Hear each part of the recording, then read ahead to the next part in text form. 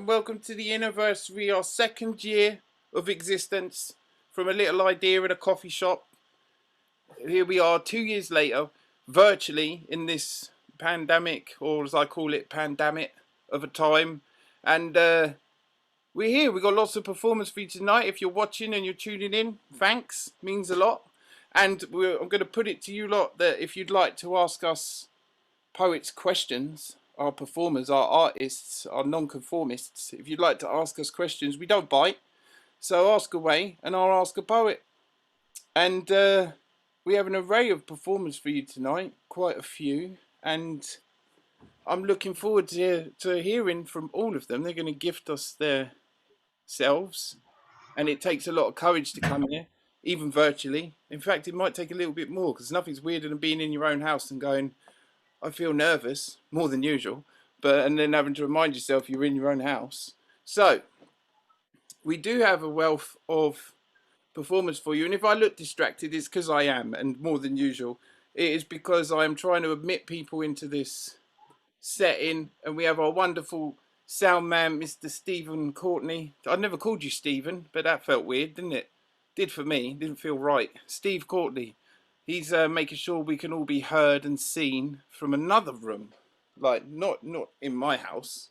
He's all the way over there in his house, making sure you will see this in your house. Some trippy shit, man. But you're going to hear lots of stuff, and it takes a lot of courage. Some might upset you, entice you, excite you, make you cry, make you feel. But you know what? Just respect the people doing it. It takes a lot of courage to come here and give all this madness we carry within us. It's actually beautiful. So we do have a wealth of people. I have some poems. It's not like me to not have poems, and I'm trying to find it because it's a newer one. I have a new performance one, and I also have here it is. This is one. This is one that I haven't remembered, but I think I might have to because it's eating away at me. So before I introduce our first person, I'll do this, and then we'll have our first person. I'm not sure when we let the art die. Maybe it was when the mental health industry made it its puppet, boxed it, sold it, and the therapists grabbed it, caged it, milked it, and drowned our meals in it. Then the art houses, venues, representatives, and industry magnates all hid under the thumbs, deep in the cash cow's uncomfortable comfort blanket. I like art edgy, provocative, above all, unexplained and unjustified by the artists. And above it doesn't matter. Above it all, it doesn't matter what I like. Art is art. The art speaks, not the money or one view. Keep producing this happiness and toxic positivity. Just please stop calling it art. These advocates ooze the opposite. I've seen and felt discrimination around people's personal beliefs, even though they permeate love so openly and give it so freely. Maybe it's because they're the opposite of greedy. Why can't they tell them instead of just being so sneaky? If this tests you, then good. Feel the uneasy. It's a gift. Does it stir the silt in the institution's complacency tanks? Is it because leaders intimidate them? Do cash handouts berate them with caution's cosh, keeping them pinned inside the fence of false virtues? I see psych ward shows leading the way. I only know because I've been in one, and I didn't have to pay for the show I see today. And it was better. There's room for all of us, so stop pushing us away. Art is glowing in the eyes of enough. Did they forget that the purity of art is something you cannot corrupt? So enough. Just enough. And that was one from me, and we have more people joining this weird room, and now we have loads of nice and people in this Zoom room. I forgot to tell you because I'm a really good host that if you hold the space bar you can unmute yourself for a brief second, but I have full control because I just like being a bit of a control freak. It's nice. Our friends. As its perks. So we have everyone here ready to deliver you bits of themselves. Sounds like some weird scene in a horror movie, but it's going to be fantastic. And I'm trying to debate who was here first. Oh, it was Brian. So Brian, how are you, Brian? He's muted. He is. Look, I just like watching him trying to talk. Hold on, Brian. Stop trying to press stuff. No, now you're there. How are you, Brian? Sorry. Very well. And yourself? I'm still me. I'm still breathing in and out. Yeah. It's good to see you. It's good to see everyone else here. Very good. It is, isn't it? Yeah. It's pretty lovely. Yeah. Slightly strange, but it's good. So the other day in our word group, you made a bit of a statement, didn't you, Brian? Oh, yeah. And what made you make that statement, Brian? What are we going to blame it on? I was drunk. It was. I found it highly amusing. So you got some poems for us tonight, have you, Brian? Yes, I have. You have, yeah. Empty Excellent. and silent. This is to do with, as you go what it's about. Trains running empty. Cities no people. Shops closed and vacant. Silent, still and bleak. Flamboyant, eerie and scary. Painted restaurants smelling. Feeling robustly miserable. Cookers lonely and gloomy. Ghostly, only customers. Money they have none. Cars static, batteries powerless. Breakdown service waiting. Trees tickling their bonnets, hoping for seduction. Locals walking and exercising, nervously keeping a distance, carrying a tape 2 meters long. Lovers blowing kisses, waiting to cuddle again. I think we all missed cuddles, didn't we, Brian? Yeah, definitely. That was beautiful. You got more for us? Yes, I've got 4. Is that okay? That's fine. Is your paperwork near your mic? Because it keeps rubbing.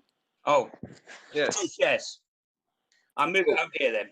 Nice one. Thank you. It's just, I don't mind, but I'm sure other people's ears might. Probably, yes. Sure they will. Van Gogh's Cafe, and in fact, it's actually just above my computer. You can't see it, but I've got the picture. Just behind, above me.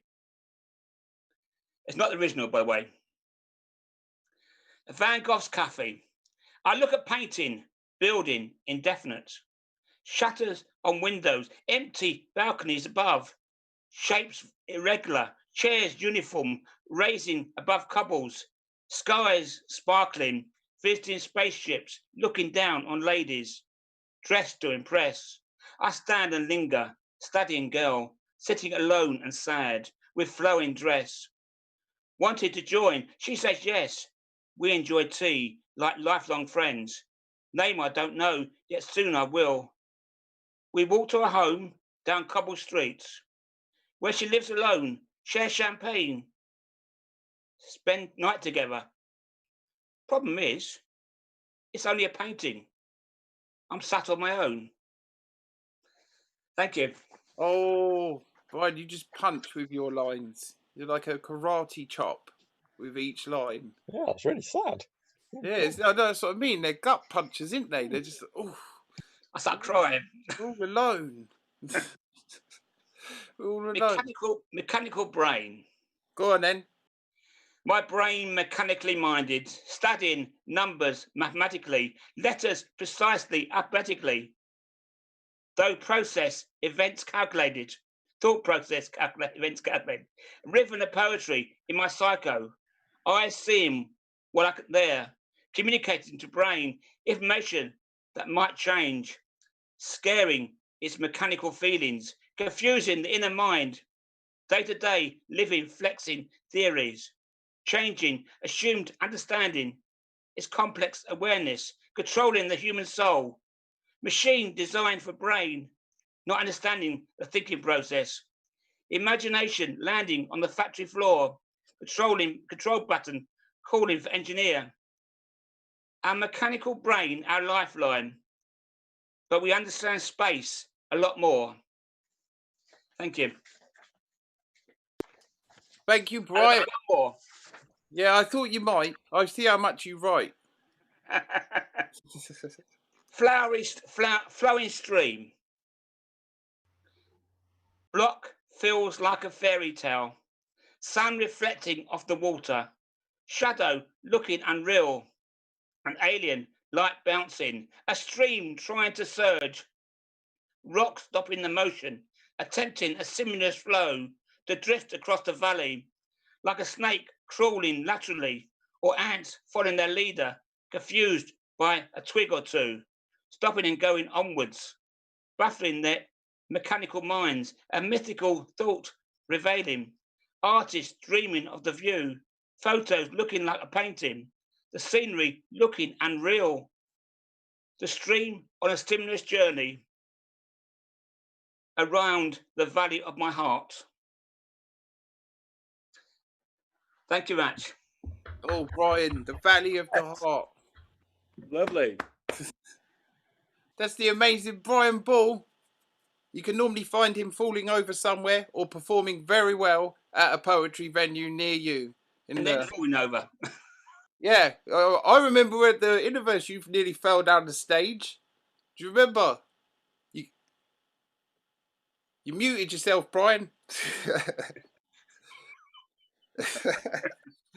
Oh, you gotta love technology. Oh, yeah. It is our second anniversary, you know, and I want to be in the pub. I want to see everyone. I want to touch people, hug them like appropriately. And but I don't even know why I need to say that as a cover note. But we're doing the best with what we've got. Is what we're doing tonight. We are doing the best with what we've got. So now, like I said to everyone watching, you can ask us questions. Do not be scared. Ask us questions. So please, and up next we have for you Mr. Joe Camplin, and I am just super impressed, Joe, with how quickly your beard has manifested. Yeah, well, I'm looking at this link. Everybody, and there's only a couple of people who haven't got beards in this lot. Obviously, including Savelle. There you go. There you go. Well, you can start growing one if you like. Yeah, it's like a rogue gallery of beards here. I'm glad Savelle's shaved tonight. It's good. Yes, yes. Thank you. Lockdown beards, isn't it? Lockdown beards. Yeah, Beard yeah. life. I just can't do it. I get too itchy, man. Yeah, yeah. I can't break the itchy phase. I've tried, and then when I do, I just look homeless. It doesn't, like, honestly, doesn't suit you. Rock it, but like I look literally like I've hit rock bottom when I have a beard. Who said I was at home? I didn't hear that, but someone said something. But My hair's just growing down the back. you have a hairy back, is what you just said. No, my hair's going down the back. Oh. I'm like a aged hippie. Well, if I don't get to the barbers, I'll have my hair will be growing down my back as well. I've been doing my own. Yeah, Look at that. Yeah, I've got skills, you know. But it's well, I don't know what the back looks like, but yeah. So, Joe, how have you been coping apart from the like the facial growth? not bad. I mean, I've been working, and obviously I have to wear PPE and all that sort of stuff most days, because I work obviously in a hospital, and so I'm seeing people having to go out in the community. Luckily, I haven't had to meet haven't had any patients of mine who've had corona, but I've had to do a few corona tests on people, so that's what I'm coping. I'm lucky I can go to work, but my wife obviously is here, and my daughter, who was supposed to do her A levels. She obviously hasn't done her A levels, but hopefully she's off to university because of her stuff. But yeah, we're coping. Oh, it's good to hear, man. And you got, apart from having 50,000 books, you got some poems for us tonight. Yeah. There's my books. Just to get it out of the way. There's my books. Big up yourself. Big up myself. Yeah, you let everybody else big themselves up last time, but I didn't say. I was a bit modest then. Oh, come on. There's no need for modesty here. Yeah. I'm in the middle of. I'm just trying to look at how I can work out my third one. I've got loads of poems, and I'm just sorting it out. So hopefully soon there'll be a third book coming out. Anyway, that's enough bigging up me there. Last year I actually wrote a poem for the first anniversary of the Innerverse. So I'll read that one. So that hopefully it will make a bit of sense then. Right, the Innerverse. So we gather for our poetry education at the Innerverse, at the campus named after the man who knew his elbow from Uranus. We quote the verses from the inner depths of our soul and we reflect on our processes, wants and learning. And so we are yearning to learn at this exalted seat of excellence, the Innerversity, where people poetically express their fights against adversity and share in the multiple schools of thought from the assemblance within. Their knowledge collected through their monthly field trips away from its hallowed walls, and their specimens gathered and displayed, dissected by their intellect and incisiveness. Whether this be short stories or drabbles, or rated from the tomes of a reader from a faculty of the North. Challenges to the philosophy of the minds, our senior lecturer of femininity speaks about forgotten women who have influenced, and her dissertations are interspersed with humour to break up the solemnity of the lectures. And the lead professor is able to justify the ends and the means, but mostly the ends, and the frailty of life, and the fighting back with fire and non-noxious substances, and the hip-hop and rap, stops the students of verse falling into a rhyming trap. Too late. And so we look to our Department of Foreign Languages, the Université or Universitat, bringing on the European perspective, hooray! Not adversarial or antagonistic. We are not adverse to others' viewpoints, and that is the point. All are welcome. No admission fee, just turn up for the inaugural phases. Speak or not, as this is part of our discourse, allowing others to vocalise their verse, about being scared and allowing anxiety to get worse. But the assembled masses care and are glad that you are there, not judgmental about your hair or what you wear, as you are now enrolled in our Faculty of Words, the Innerverse, and you will graduate and feel great, as it is never too late. And people will greet you, envelop you with a huge hug and a smile, which will bring you back again, to travel those miles, and you can finally take advantage at the School of Hospitality. Fish and chips Wednesday, pints of beer or wine. Time to fill your body as well as your mind. There you go. Do you know what? That's just so stunning. That That's really, cracking. I really felt like I was back in there. Do you know what I mean? Like, there's so much. The monthly field trips, and Anna, who you mentioned, it was clear that's Anna, right? Like, yeah, she can't be here tonight, unfortunately, but she sends love to everyone, and it's just, yeah, I miss the hugs, Joe, man. I'm a little bit of a hug addict. There you go, the hug, yeah. Yeah. See, I even got you in there, remember? Yes. Yeah, man. You got more for us. I've got a few, yeah, I've got a few. I can do a few. This is one I wrote a while ago, and I called it The Mask, which is, I suppose it's a bit like about round now, but I wrote it about 2 months ago. The Mask. Somebody stop me, quotes Jim Carrey as his green face shines from the 90s film screen. But life is much too serious these days. The mask can save your life. But PPE is there for a reason. It has to be used correctly by people who know, professionals. Sadly, not by an amateur who follows a meme on Facebook. Bacteria, viruses, fungi, some are dangerous pathogens, some are not. So walking down the street or driving in your car alone like a surgeon about to perform surgery, touching your face thinking that you are saving lives, putting me at risk. As the salivating is wetting your hands as you move the uncomfortable object away from your lips and onto your chin. Do you realise the consequences of your actions? Sadly not.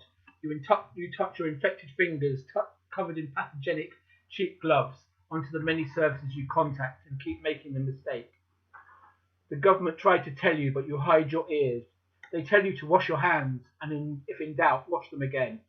Leave the mask to the professionals. Remember that Jim Carrey is a comedian. He bears no resemblance to real life, except to quote him again, somebody stop them. Hey, that's so good. And funny thing, I'd started watching The Mask. It came up on Prime the other night, and I was like, "Hey, watched that for years." And it's so dated, but it's still good. Yeah. Yeah. Not bad. I've got. Can I do one more? One I wrote. Yes, I wrote sort of today-ish. It's called Silence. Yeah, There's go obviously on. a lot of silence. Yeah, right. There is nothing. Everything is quiet. My ears burn with the pain of the buzzing as I listen for something, but nothing appears to be there. I don't know what I expected as I went away to achieve solitude, to find myself, but I'm not sure what I found.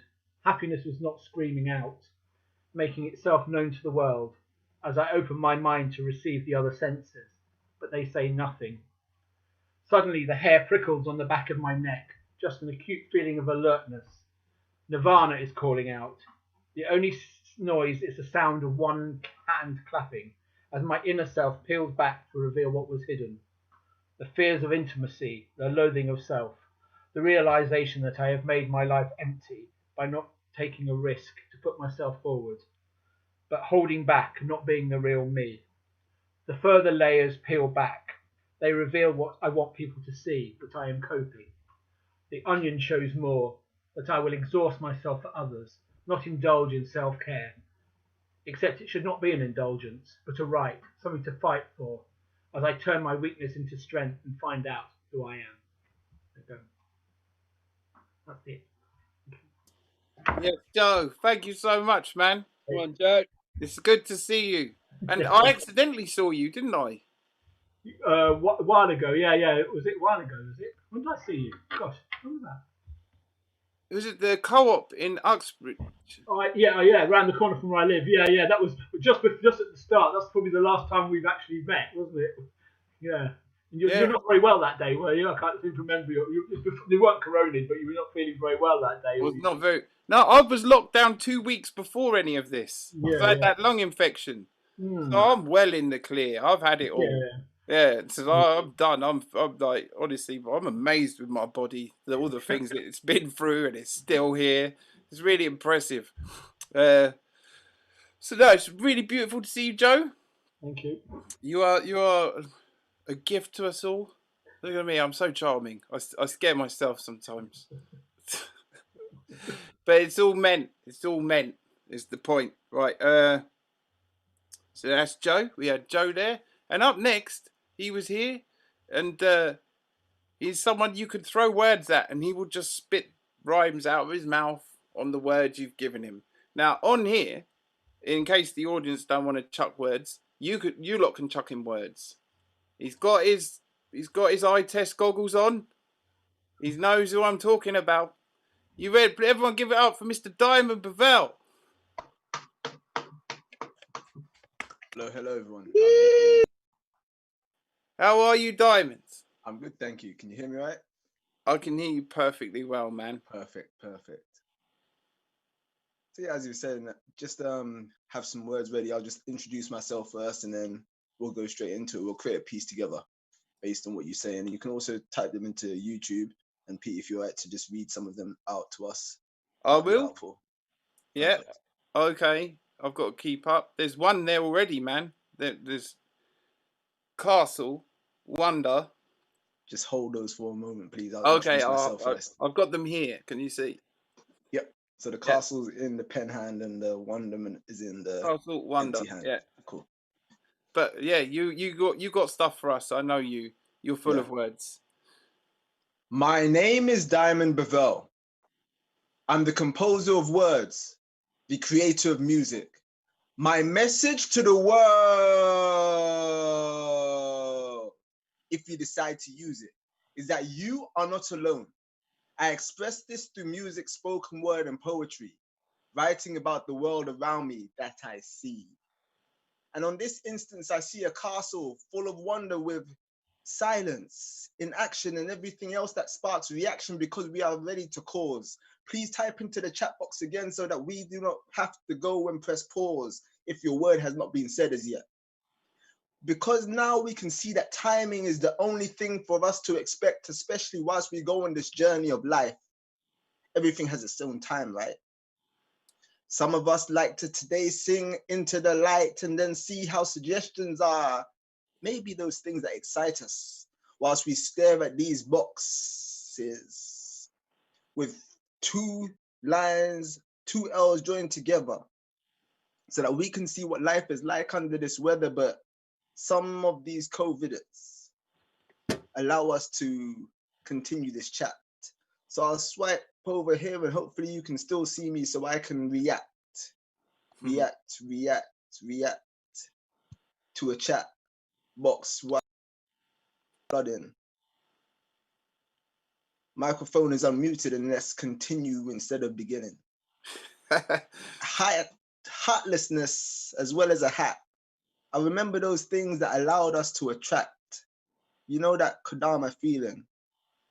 Unlicensed trips, because some of us may be looked down and some of us find those little tricks.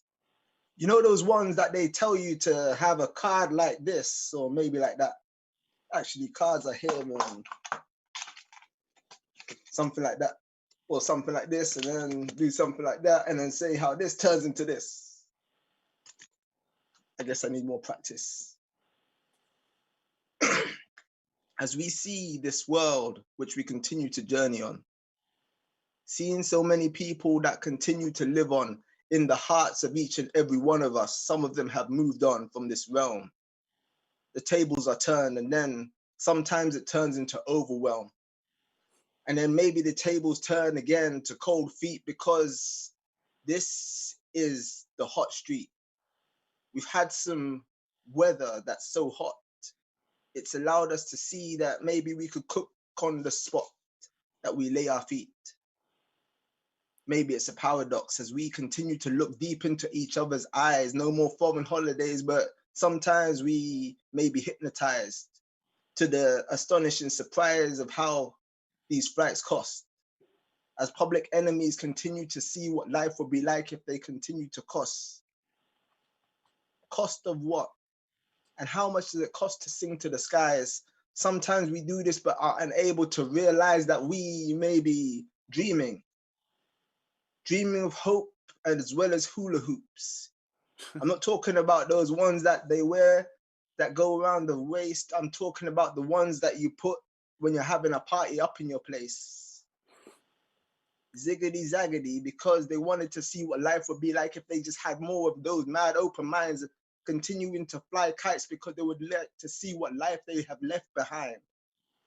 Maybe they're just the thing that's awesomely stuck to the bottom to keep the kite at the end of the string, with limitless possibilities so that we can continue to win.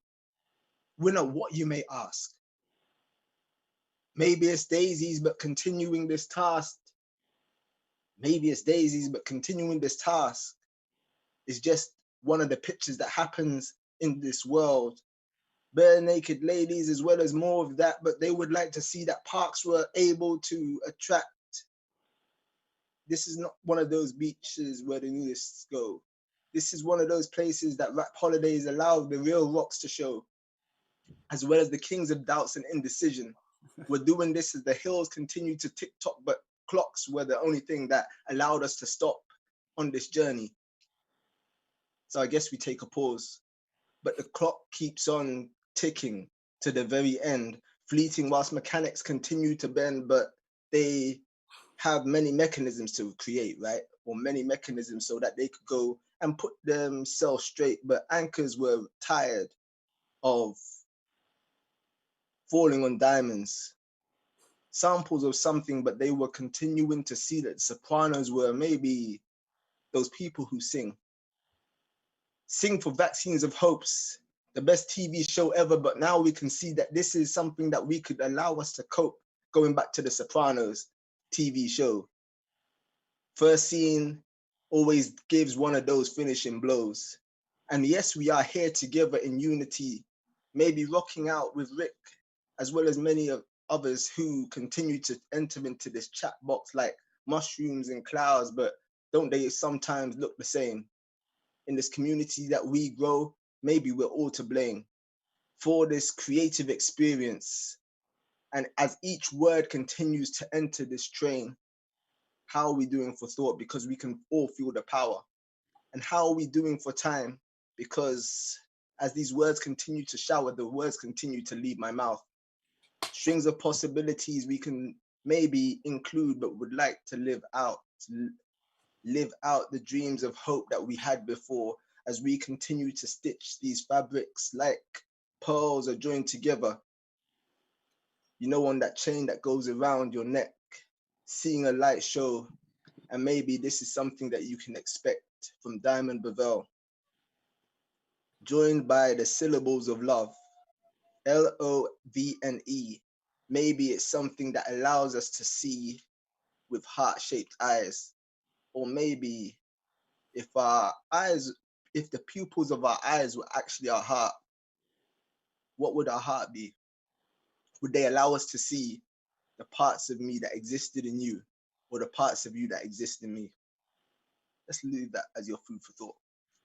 Jesus, you just threw that all out, man. And honestly, Pavel, but Right. these lot just bombarded you with words, and you just flew with it, man, and you strung it all together. But people want more, man, and you now have to put these words into something. Okay. There's Let me not as see. many, so don't panic. These lot threw 56 words at you, and some of them were 56. sentences. They weren't words. And for people who write a lot, I don't think you grabbed that, did you?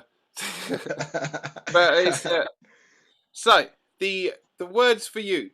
This is Yeah. purely for your memory. Are the all important limes, Yep. puzzle, Yes. bubble, Yep. pizza. Okay. Yeah, Yeah.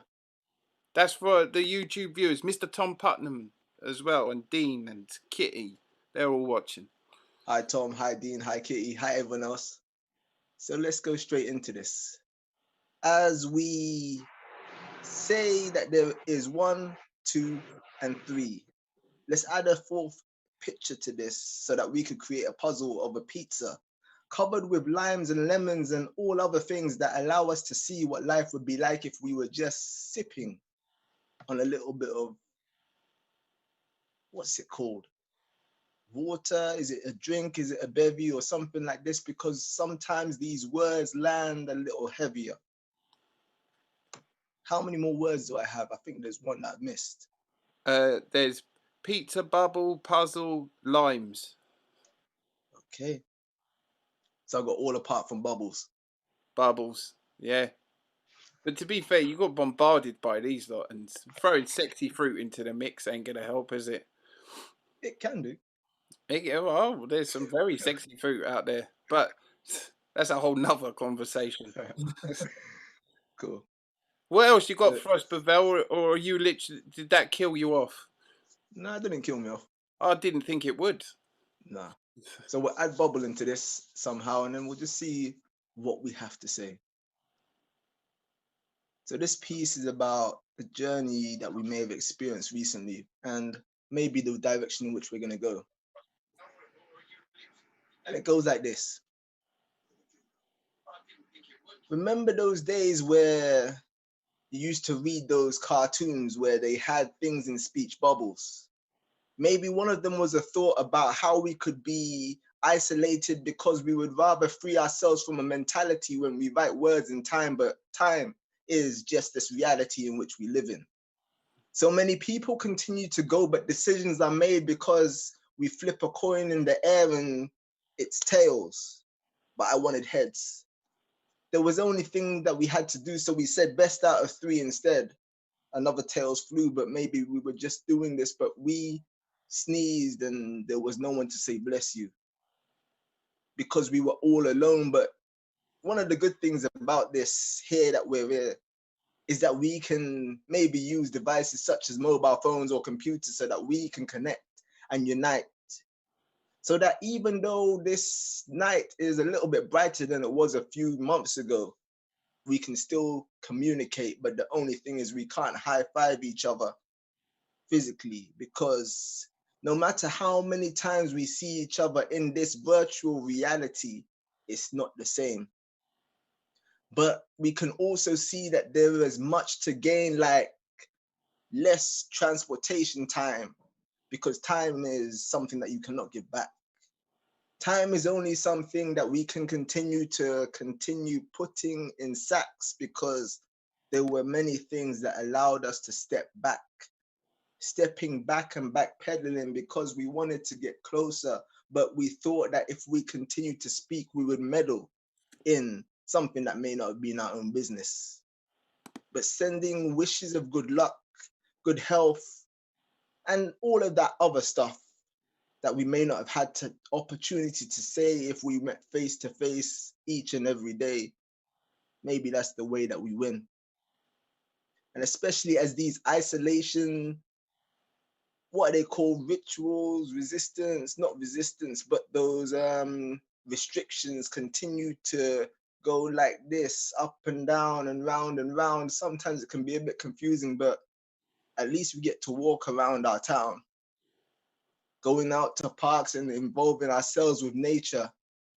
Will that live on after all of these restrictions have been lifted? I guess this is one of the questions that we can ask. If it wasn't for this, would that type of lifestyle have continued to exist? Let that be your food for thought.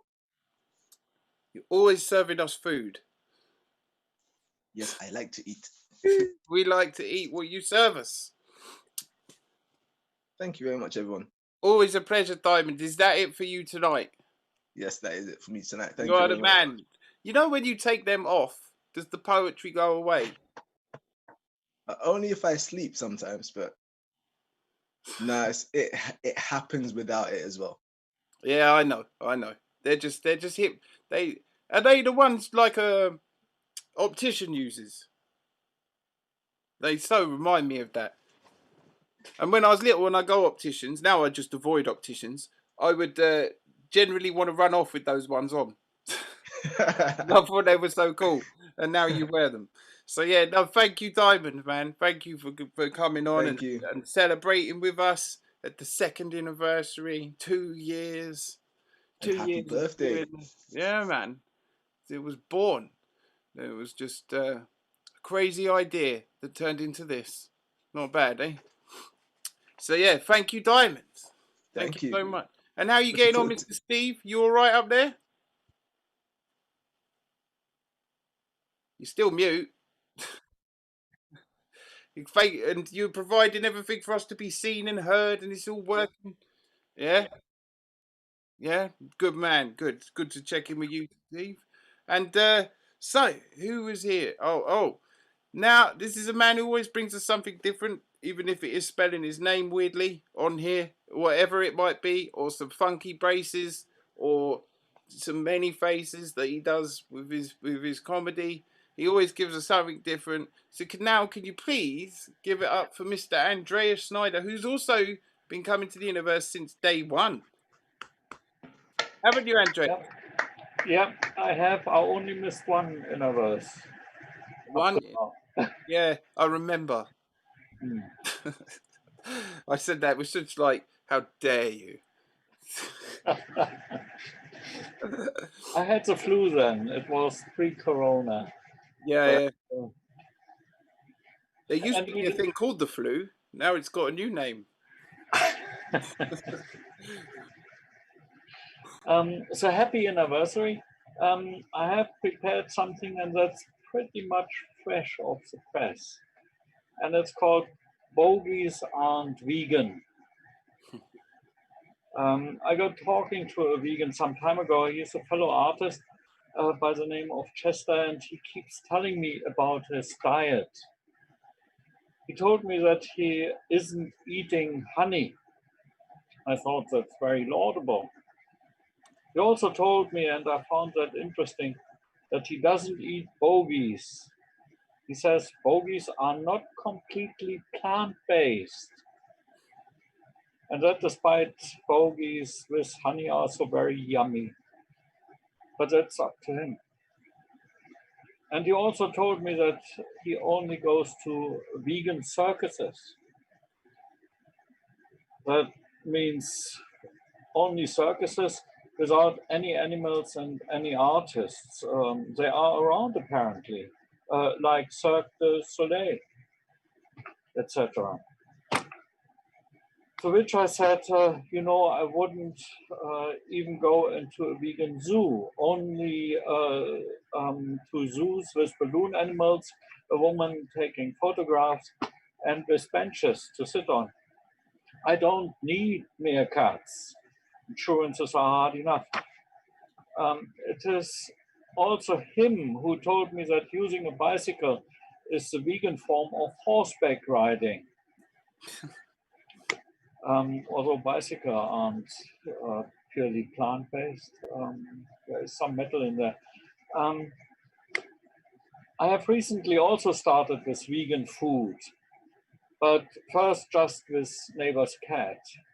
His cat is called Hectopascal because he is a heavy breather for a cat. Hectopascal is fed completely vegan food for a week now. At the start, I prepared him breakfast with oats and rice milk.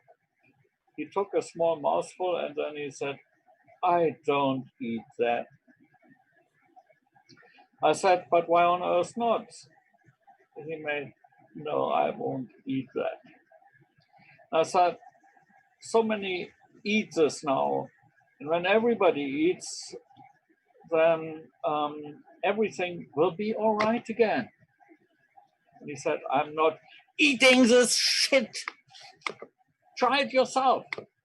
Okay, then cut up a little mouse into it.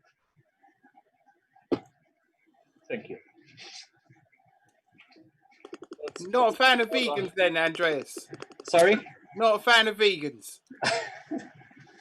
I'm not particularly having a go at vegans. I myself, I don't eat anything cannibalistic for religious reasons. And you know, in companies, it used to be that there were always canteens, and we could buy a tuna sandwich or a tuna roll or something. And I always ask, "What kind of tuna is it?" And they looked at me, not understanding at first. And I said, "Well, is it bluefin, yellowfin? Is it skipjack tuna?" And they came back saying, "Oh, it's line caught." Well, that doesn't tell me anything. And then I explained to them, I can't eat tuna that I don't know what kind of tuna it is, because then it might be piano tuna. But that didn't help, so I stopped eating tuna altogether. Sounds like you've had quite like the food experience. Yeah, I did, and I tried so many cuisines, and I mean, you can see that when you see me in the flesh. And so, how have you been coping, Andreas, during this lockdown? Oh, it's the heat. It's not the lockdown. I mean, I don't go out much, so outside it's 2 degrees less. But the thing that gets me is the heat. So I try to drink much. And here's to you all. Cheers. Thank you, Andreas. Good to see you, man. Thank you. Oh, and I should also big up give some love to our usual host, Mr. Tom King, who always lets us do and say what we want in his pub and feeds us, vegans as well. And he does feed us vegans. And also Mr. forgot his name, the man who likes to be hugged a lot. I know his name, Paul Yellop. Yeah, my brain is just, and Bhee, who always serves us. You know, miss them and hope to see them again very soon. It will be really good. And when we do, the first person you all hug is Paul. You know how much he loves a hug.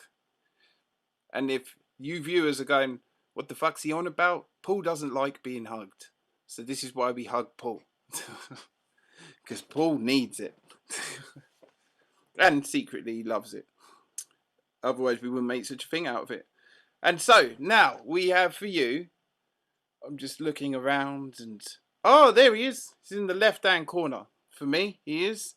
He's all ready to go. He is one half. He's a complete person. He's a very complete individual. But in a band, there's two of them, which sort of makes a whole, but they are still two whole people. They are not half people that make one. But they make a wonderful sound, and they are called Kadama. And his name, which I hope I'm always concerned I say your last name wrong, is Michael Early. Did I get it? Early, almost. Early. Almost. I let that one go though, because that's how it's spelled. So that one makes sense. It's all right. How do I say it, Mike? I just know you as Mike, a very, very, very good musician, singer, writer. That's what my friends call me. So just call me that. Yeah. But how are you, mate? I'm all right. Yeah, I'm okay. It's just boring, isn't it? But plenty of time to write new stuff. Plenty of time to be creative. So it's okay. Yeah, man. And you're very creative, and I do love the album cover that came out and the artwork. It's amazing, man. Yeah, it's for my solo stuff.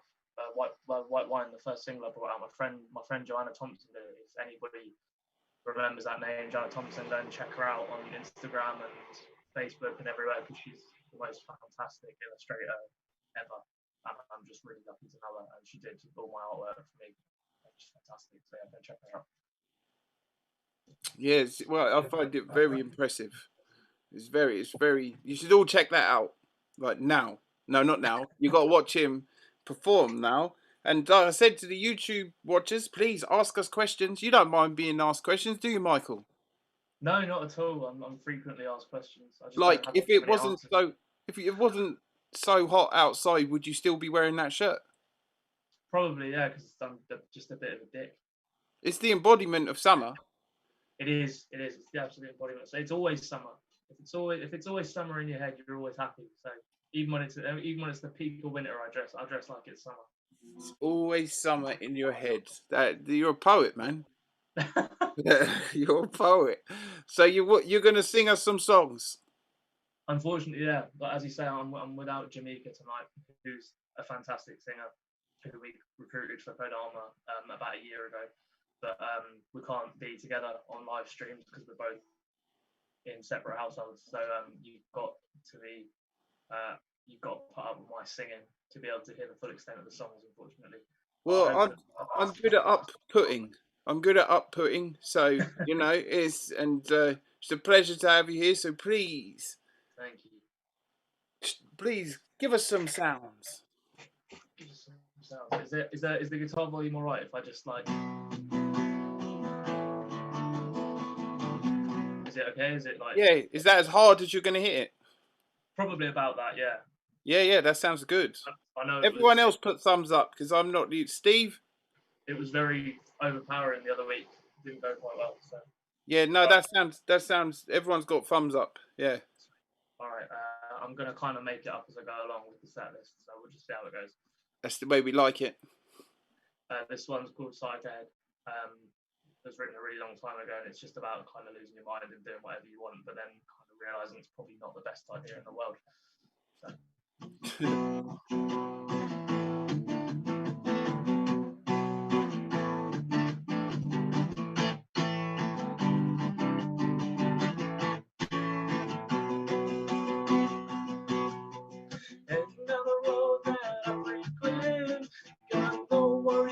Consequence, been knocked down too many times.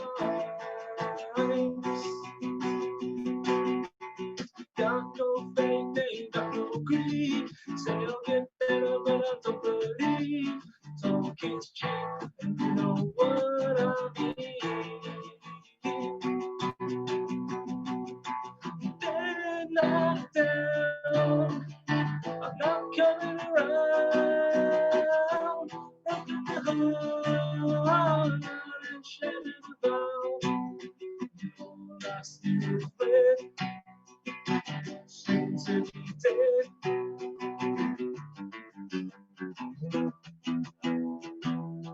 Second time round and my head's in clouds, thinking I'm broken and disavowed.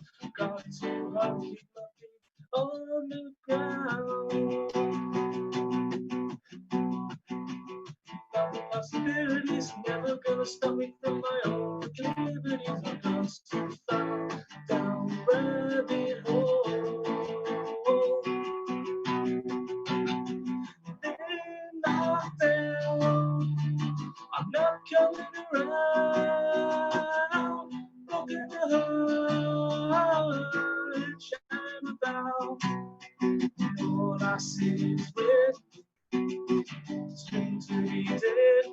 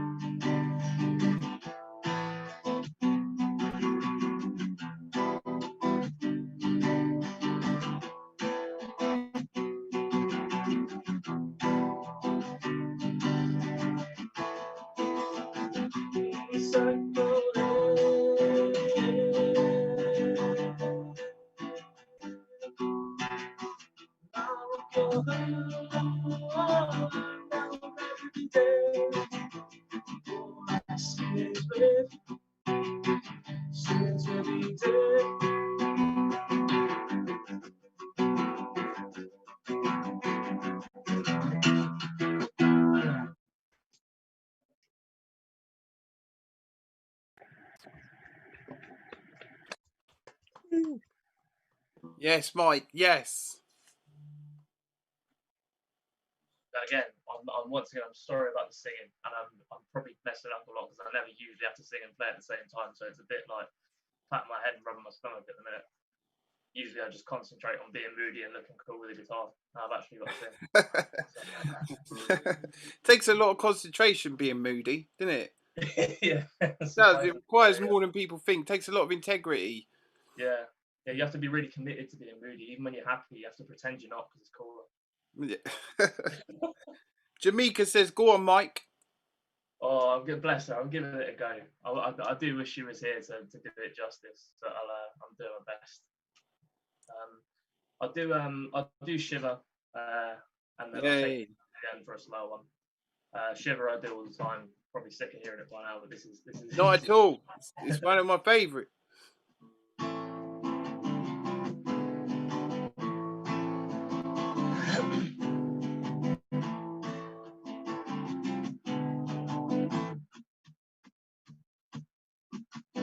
Fucked up, I'm out of my mind.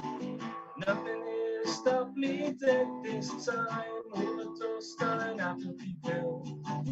Need something to save me, but nothing will know me.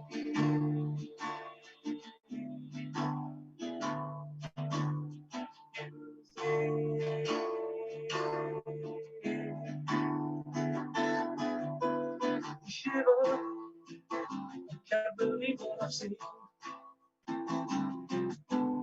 Shiver, I know this isn't me. Out again, I'm burning the town. Old boots and a black and jagged crown. Won't stop cause it's never enough. I'm battered, I'm bruised. God, I feel so lonely.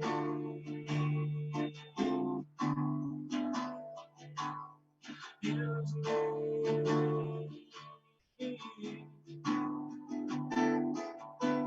Shiver, believe what I've seen.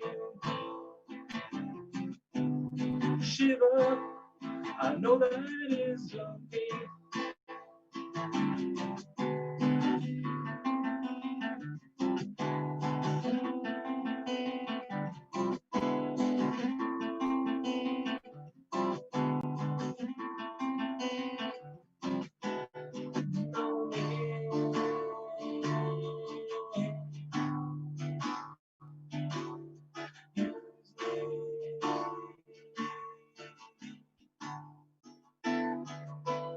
Shiver, can't believe what I see.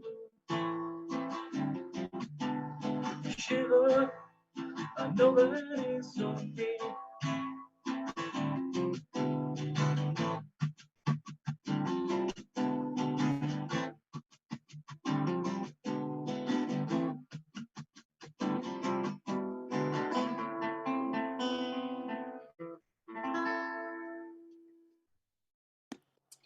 Gotta love a shiver.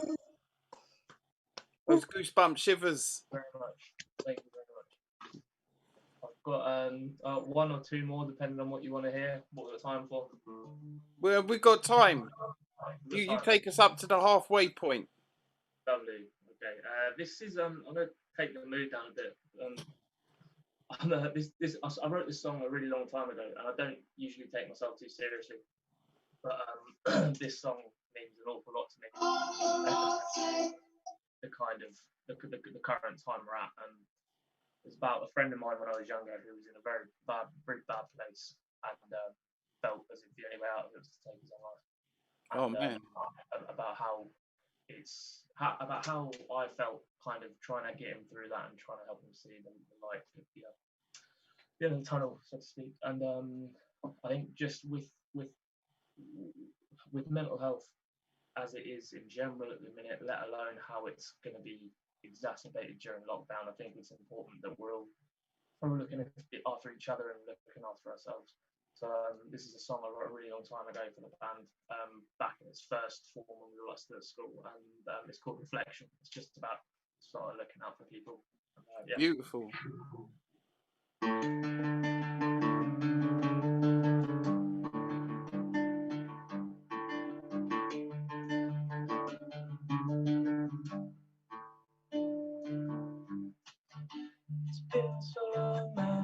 since I've seen you smile.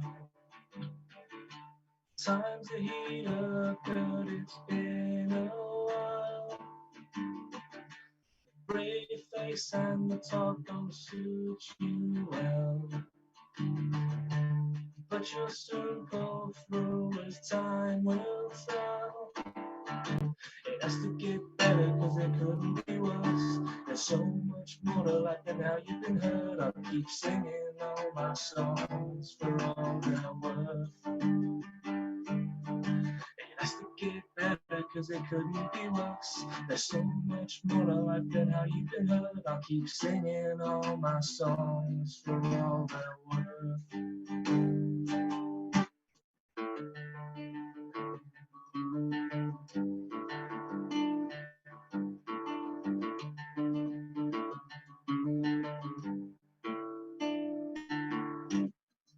I know it's hard seeking a new perspective. Take your life in a new direction. Thinking clearly is near impossible, but losing hope now just won't help at all. It has to get better, cause it couldn't be worse. There's so much more to life than how you've been hurt. I'll keep singing all my songs for all they're worth. It has to get better, cause it couldn't be worse. There's so much more to life than how you've been hurt. I'll keep singing all my songs for all they're worth.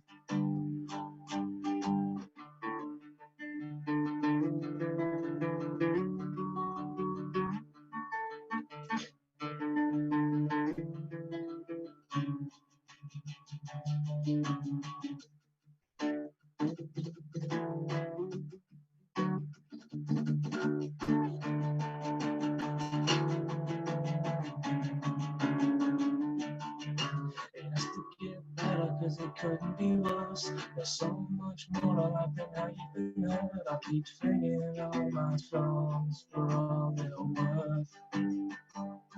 It has to get better, cause it couldn't be worse. There's so much more to life than how you've been hurt. I'll keep singing all my songs for all they're worth.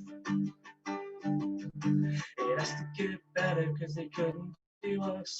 There's so much more to life than how you've been hurt. I'll keep singing all my songs for all they're worth. It has to get better, cause it couldn't be worse. There's so much more to life than how you've been hurt. I'll keep singing all my songs for all they're worth.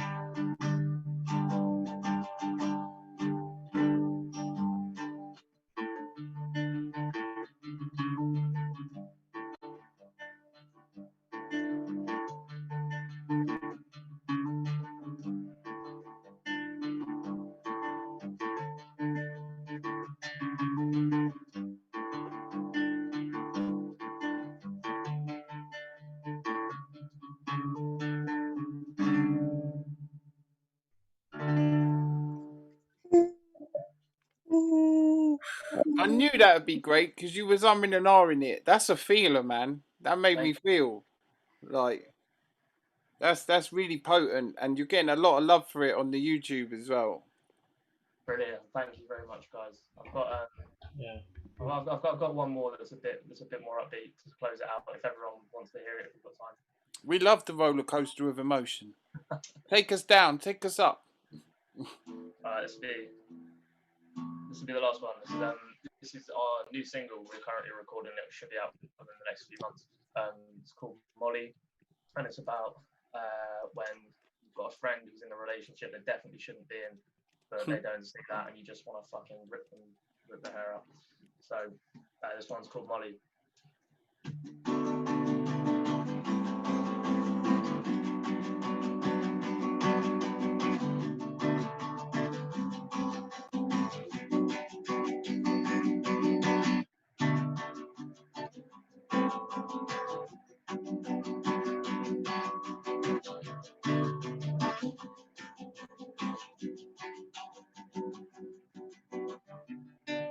Days and darker nights, miss the times that you held me tight. All the time my bed was empty without you at night. Don't ask me to leave cause I'm ready to fight. You make me wanna rip my hair out. You made me wanna scream and shout. You made me feel like nothing matters. And you fill me with doubt. The day you left still runs through my mind. But you can't empathize, you're cold inside. All the time your bed was empty without me at night. You can leave right now cause I don't wanna fight. You make me wanna rip my hair out. You make me wanna scream and shout. You make me feel like nothing matters. And you fill me with doubt. I wasted my time keeping you on my side. Now this is the last time that I'll question my mind. You make me wanna rip my hair out. Did I ever forget never? Did you mean all the things you said? Do you know how much I cried? I'm desperate for you to be out of my mind. You made me wanna rip my hair out. You made me wanna scream and shout. You made me feel like nothing matters. And you fill me with doubt. You made me wanna rip my hair out. You made me wanna scream and shout. You made me feel like nothing matters. And you fill me with doubt. You make me wanna rip my hair out. You make me wanna scream and shout. You make me feel like nothing matters. And you fill me with doubt. I wasted my time keeping you at my side. Now this is the last time that I'll question my mind. You make me wanna rip my hair out.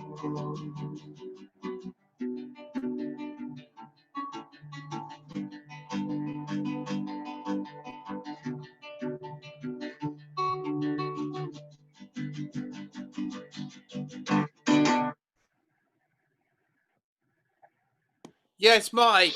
Give it up for Mike Wally and Kadama, which is his band, which is him and Jamaica Sutton. It is. It's a couple of other guys as well who are. I knew that.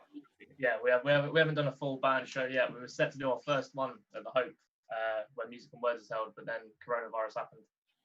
But we will be back. Yay. Nice, beautiful, man. And thank you so much for coming and sharing that with us at this second birthday of the Innerverse. Thank you for introducing me to the Innerverse and everything. You're all fantastic, and thank you for having me. I really appreciate it. Thanks, Mike, man. Thank you so much. Thanks, guys. Now we are at a sort of halfway point. Yeah, we're at a halfway point. We are at a halfway point, and there's still more people to perform. I don't know why I extended that word, but I did. Just happened, didn't it? I have. I've been practicing this one, so I know it now. So I'll do that. Then we'll get on with you lot, so I can get it out of the way. But this one is one because I go through. I don't know about any of you other writers, poets, artists, singers, but do you have like a wrestle with your creative sides? Your like you love it, but at the same time you want to tell it to fuck off sometimes. Like it berates you with it's like you should be creative. You should be doing this. You shouldn't be doing the simple things that get you by each day. You need to be a genius. I don't know if anyone else has that. Like, but I have that, and so I had to write a love letter to my creativity. And tell it you're still my number one. I'm not cheating on you. I'm just trying to earn us credits to go and do other things. And from that, and then I wondered why I couldn't remember poems. like I was, and I think that was in the way. And when people often ask me about, I got nothing to write, there's a block. I'm like, write about the block. Write about the block. What does the block look like? What is the shape of the block? What is it? What is it telling you? What is it telling you you can't write? Write that you can't write. So for me, I write a lot. So, and now I've remembered this, and I'll say that and probably forget it. So I walk into a room full of fear and dread, and I open my mouth, and this is what I said. My name is Pete, and I am a recovering poet, and I have been ignoring conformity my whole life, and now reality has abruptly crept up on me externally. So there's no more work on the internal needs. From this day forward, it is purely an outside job for me to be free, as this infliction has caused frictions that's ruled my diction. And I've grown wary of how scary this airy-fairy, quite contrary poetic dictionary has barely prepared me for everyday interactive festivities. I mean, do you see how easily I lose simplicity and set speed when the rhyme vine twists me with such entwined intricacy? Now, where were we? Oh yeah, there I was, doing my best to bury my emotions, trying not to gesticulate during conversations, gluing my hands into my pockets for mine and your personal protection, when out of nowhere, a naughty little haiku caught my attention. And it was just the one. Well, 575 to be precise, and that was all it took to ignite and fire the fuses that are wired to the muses. And before you know it, this rogue poet is out and alive. So off into a micro poem I did dive, and it felt so wrong, yet oh so right. And this aroused the prow of the prows, which opened up the purge pipe valves, and before you know it, I'm snorting stanzas off of sea sirens, shooting up tums, and cocktailing them with tum-tees. And it was all so much debaucherous yet innocent fun.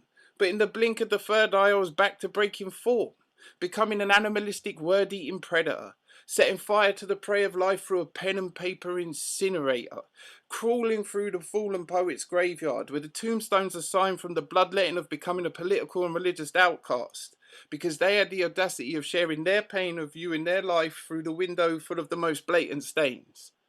Anyway, to cut a long story short, even though long stories are often short stories and short stories are often longer than they appear, and where beginnings are endings and endings are never quite that clear, and not to beat around the bush, but what if the bush was regal with autumn nakedness, or modelling springwear seductiveness? I mean, come on, look, I have a problem, because I just can't get to the point, because the point is attached to a followed finger that conducts a symphony of invisible harmonies that I thought everybody could understand and see, but apparently not. Apparently it's only me.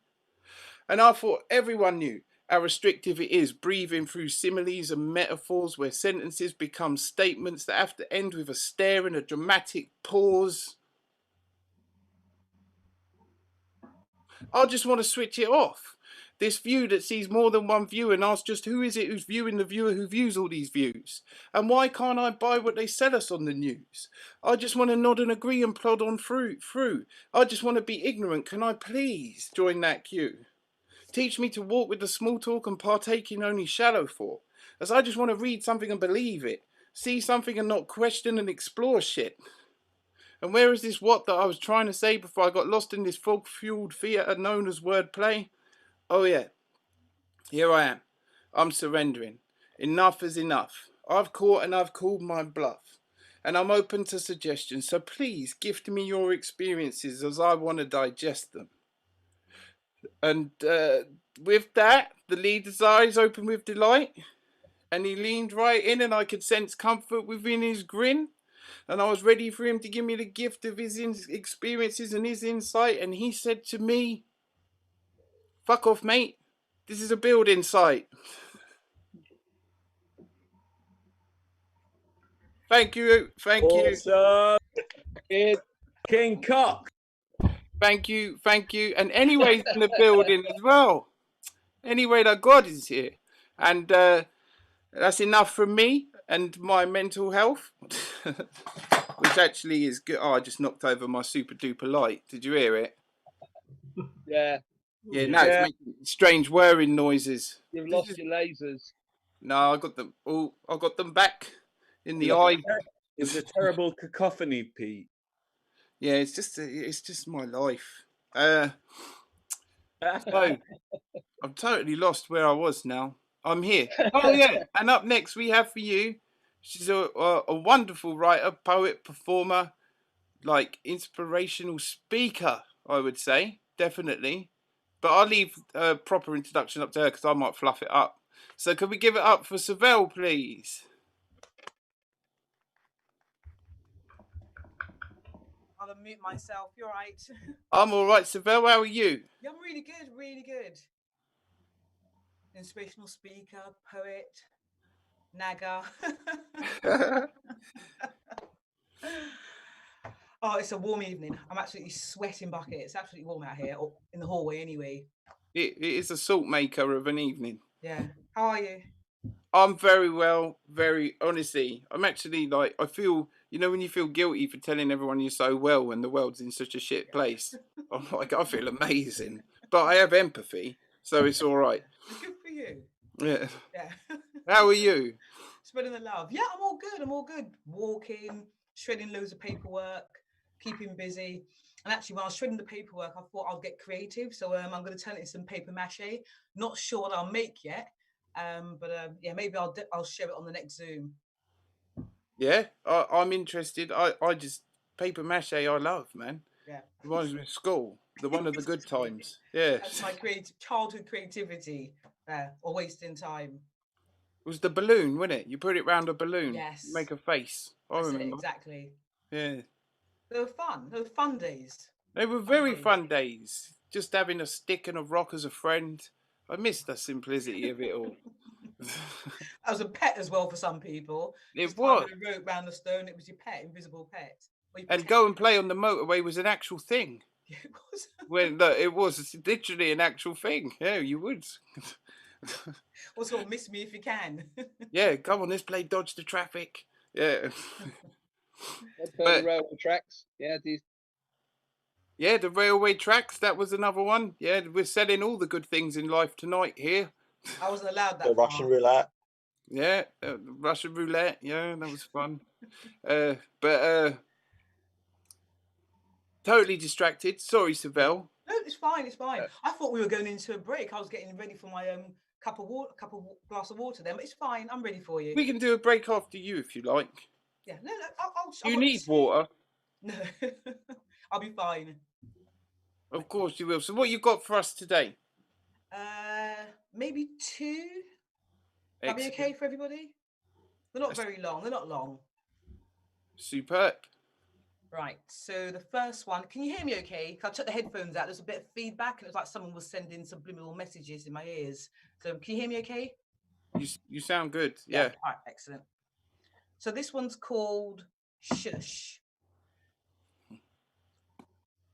Quietly sitting in your chair, face laden in a hypnotic stare, forearm fixed at 45 degrees, remote control mounted to please. Television blares a rhythmic announcement, keeping you transfixed without bodily adjustment. Doorbell rings, a bang follows, not a flinch or blink from your deeply hollows. Fingers glide to an artificial support, hips and back angled in a taut toppled V, clinging to a pair of dramatically seized knees. Automatically legs will follow, forward, almost there. A repetitive life naked in subconscious despair. Oh, can you hear me? Oh no, I muted myself. Oh, sorry. Purely my mistake. I was stunned, Savelle, stunned. What book is this from your book? Yeah, it's from the book. What is the book called? Tell them. So, marshaled in ranks, the rearrangement of words, everyday observation, speaking through poetry and prose. So, a look of life through words and poetry. I suppose that's what we all do, isn't it? It's all about life and how we put it into our own words, how we arrange our words. Yeah, yeah. So the next one, if I can remember what page it was on. Okay. This one's called I Am Not Me.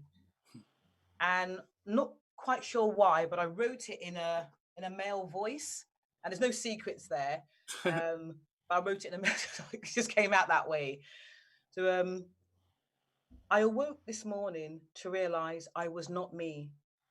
I had become the son you were expecting to see, the brother my siblings decided would utilize their needs, the frightened husband your fairy tale mind decreed, a despondent father, a split personality accommodating childhood greed, a worker entailed within a mass, furnished in a constant bleed. I awoke this morning searching for me. Ooh. I love the search for me. Mm. And meaning. Every time I think I know me, I find out I don't. There's always more There's and always more. more to be revealed. Always. Absolutely. Like a game it's playing with you. Yeah. It's brilliant. It's so nice. And is that it for you? One more, if that's okay. That's perfect. So this one's called The Writer's Pen. I'm not ashamed to say my thoughts do not come to me in the normal way. With my hand on my heart, I ask for inspiration, a spiritual guide of a higher dimension, to lift up my thoughts from an earthly dictation. And through the writer's pen, I relay this verse to you, a universal gift filled with love and gratitude. Love and gratitude for Love and you, gratitude to all the Isabel. writers. Love and gratitude for you and all the writers, all the heart pourers, Exactly. all The the helpers, acts of defiance inspirationers. through writing. That's what I like. But yeah, thank you so much, Isabel. It's always a pleasure. Thank you, Pete. And hopefully it won't be too long before we can all see each other and you can disturb me playing table tennis again. Yes, I will. I'll come Those in days there. are Maybe I'll coming. bring a bat with me as well. Yeah, bring a bat. That would be good. Yeah. And anybody who thinks they can bring it, I dare you. I get quite competitive in case you can't tell. Yeah. But no, honestly, absolute pleasure. Thank you, Savelle. Thank you. And now we have for your viewing and auricular pleasure, we have for you Mr. Man of many books, not you, Joe, you've already been, but Mr. Man of lots of books from Slough. Can you give it up for Tim Walker?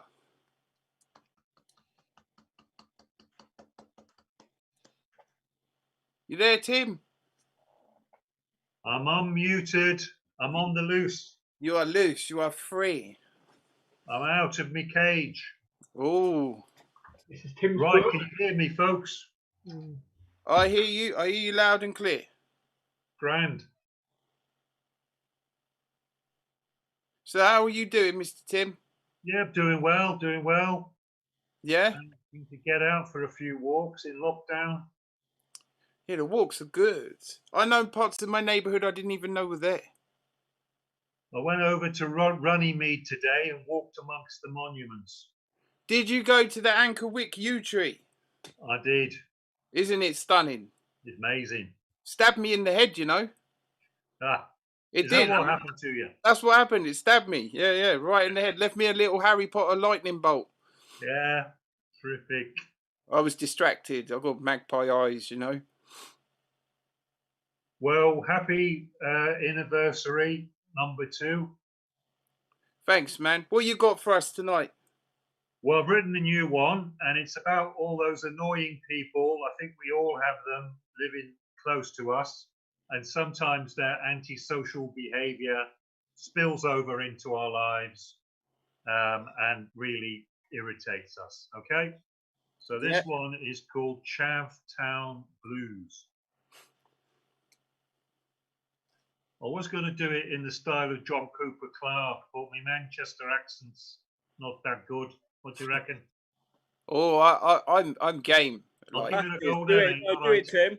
Do It's it. a sort of cross between Scouse and Manchester. Go for it, Tim. It works, mate. Keep it up. is there a cross between Scouse and a skank? Yeah, something like that. Yeah. Been out with a few of those. Oh. All right, this is Chavtown Blues. There's menace behind that pale blue stare. The look makes you wonder if anyone's there. Open mouth challenge, broken teeth on display, dirty brown tombstones in stages of decay. The few words he knows rattle round in his head, forming the sentence that he wants to be said. What did you call me? He finally drawls, as his hand reaches down to scratch his balls. A feckless waster and an education dodger. I repeat, surveying damage caused by Roger.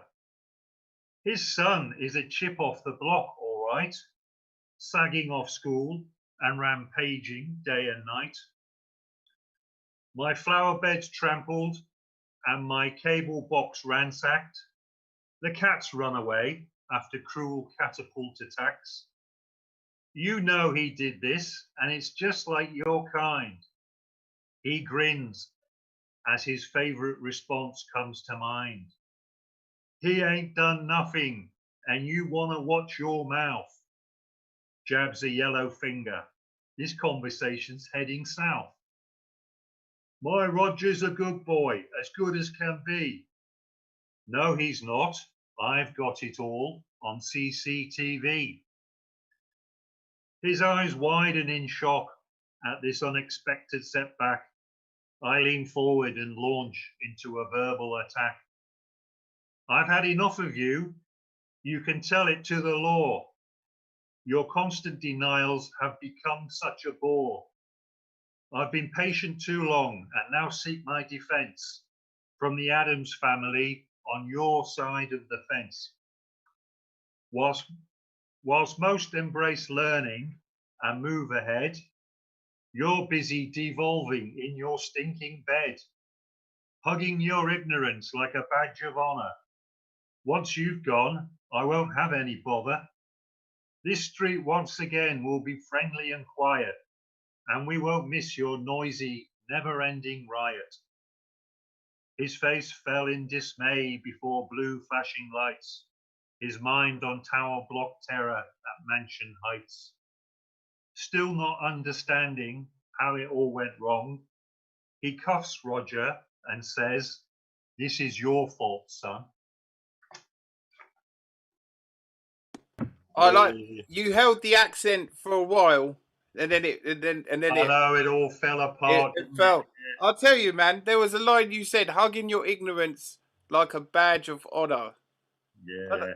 That was like, ooh, yeah. I wish I'd thought of that, but you did. So yeah, it was. That's a really great line. That's a really great poem, man.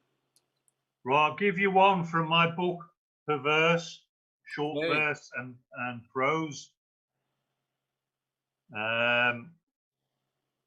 Now this one's dedicated to our slime minister, Boris Johnson, and it's called Agar's Plough. And for those who don't know, Agar's Plough is one of the playing fields of Eton. Are you sitting comfortably, children? Morning sunlight shines on dewy grass, best part of the day to perform my task. I mow the field in stripes thinly shorn. In truth, it's much better than my lawn. The pitch has the thinnest layer, almost dust. I paint the white lines as straight as I must, then drag off my roller as the two teams arrive, birdsong replaced by their banter and jibes. The sons of prime ministers, dukes and majors, communist sheikhs and third world dictators, whoever has money in this mad world of ours, send their sons to Eton where ambition flowers. We fool ourselves that democracy works, but here on this playing field power is learnt, where tomorrow's leaders their shoulders do rub before their induction to the Millionaires Club. Regardless of grades or whether they are able, a seat is waiting at the establishment's table, where corrupt politicians they can easily clone and dictate instructions to the media they own. Now the fielding team takes to the field, stretching and joshing, unwilling to yield. The two batsmen emerge, swinging their bats in their college blazers and matching caps. There's Johnson Jr., Morris Minor, Gove and Wynne, an Arabian prince they call the king of spin. In truth, it matters not who wins this game. On the playing fields of Eton, all share in the fame. For a world of privilege is all they will know. Inherited wealth takes them where they will go. The apple of mother's eye, their father's firstborn son. As far as this game goes, they've already won. The ball rolls to my feet. I bend to pick it up. Touch my cap as I throw it to a grinning young pup. But my employment is stable. The pay is enough. I smile as I light up, sit back and puff, and think of my Billy and his prospects in Slough. For I am the groundsman at Agar's plough. I know exactly where you mean. I know where you mean. It's one of my little walking routes. Yeah, It's right there, isn't it? yeah, it's beautiful over there, right near the Swan Sanctuary bit. Yeah. Yeah, I know it. Terrific. It's very descriptive. Very nice. Very good to hear from you, Tim. I love hearing your work. Yes, and seeing your face. You know, your lovely face and your hat and your skank accent that you put on for us tonight. I think I gave you about 4 regional accents in one poem then, didn't I? I know, the dialect was throwing me. I didn't know where I was. I forgot I was in the comfort of my own house for a moment. Yeah, I was bouncing around the country like a mad thing. You were, man. You were. Now is that it from you, Mr. Tim? Yeah, that's it from me. That is it from you. Because we was meant to take a break, and we didn't. Like, not for the viewers, for the performers who've just been sat there. I don't know what you've been doing. Like, do you lot need a 3-minute break? Nah, let's just plough on. Tim is speaking for you all, apparently. Good man, all good. Let's keep going. Hey, everyone wants to keep going. That's the spirits. Okay. I've just filled up. Breaks a wimp. Brian, you can just wake up, yeah? Because I've been keeping an eye on you nodding off in the corner over there, yeah? We've all noticed. You think you got away with it. You didn't. And now everyone knows. Because I'm putting you out on it. Drink more. Wake up. Trouble getting old is here. My mature self, see. Oh, no, it was funny. Okay, so up next, he wasn't going to do anything. Then he messaged me in the thing to say, I've got a poem that my mate wrote when he came to Innerverse and was inspired. So could we give it up for DJ Khaled? How Hi, are everyone. you, Khaled? Hello, can you hear me? Yeah. Happy anniversary. I forgot it was the anniversary. I wasn't going to do anything, but I remembered in December I brought my mate Margaret to the pub. I remember. Blonde lady. I remember. She was so inspired. She wrote this absolutely humming poem. So I tried to persuade her to come a couple of times to read it, and she refused. So I've given in. I've decided that I should read it as it's the anniversary, and it was inspired by the anniversary. Yeah, man. So it's called Painting the Dragon. I did perform it once in front of 30 people at a Buddhist event, and they liked it. To some music, actually. So it went further than the mind can, Insightful. So here we go. It's quite short. Painting the Dragon. Something stirs in the cavernous deep amid dark clouds, silent, asleep. Black pearl gleams, earth and fire dreams. A flicker, breathing, brush engaged. Sweeps across an empty page. Suddenly, a dot appears. An eye is there. It knows. It hears. Mists begin to rise and spin. Scales, armor plate smooth. Cool skin. Nostrils flare. Horns raised high above its head to reach the sky. Lethal, majestic, superlative crown. Open mouth. Fangs exposed. Salacious tongue in repose. Muscles rip. Contour, bone, strength and power with foot and claw. A shapeshifter, now serpent, stirs. Its tail, a whip, links to ancient myth. where creatures treated with respect offer always to protect in this human world? Can dragons thrive when animals are unable to survive? Water, stone, paper, ink, and skill, their instinct is to come and go at will. And she wrote that from coming to one Innerverse. Yeah. That's really One. potent. Yeah, you need to. She needs to come and do that now. Great stuff, Khaled. And I realized that's why I haven't written anything yet. But no, her name's Margaret Wall. Oh yeah, well it was fantastic, and you read it like, well, you speak very well, so thanks very much for expressed it. Give me a space. Yeah. Thank you, Khaled. Thank you so much.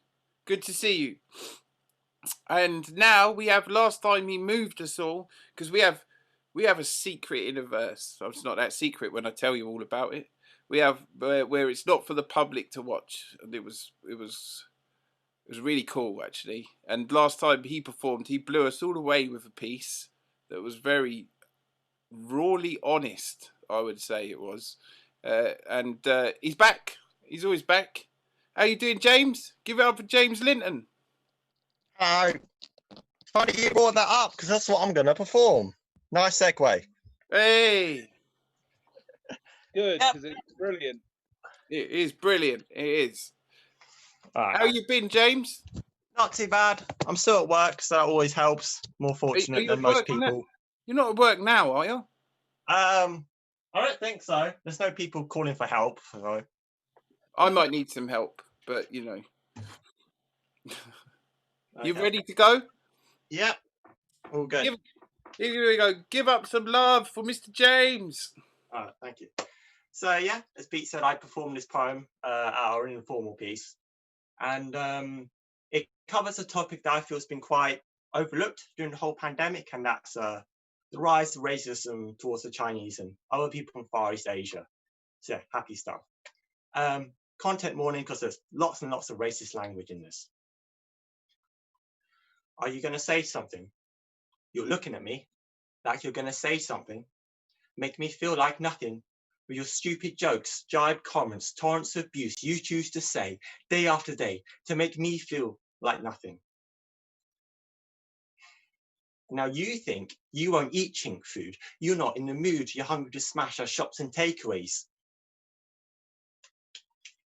I think I need the words, actually. Sorry. It happens, my man. You know it happens. Yeah. We all know it happens.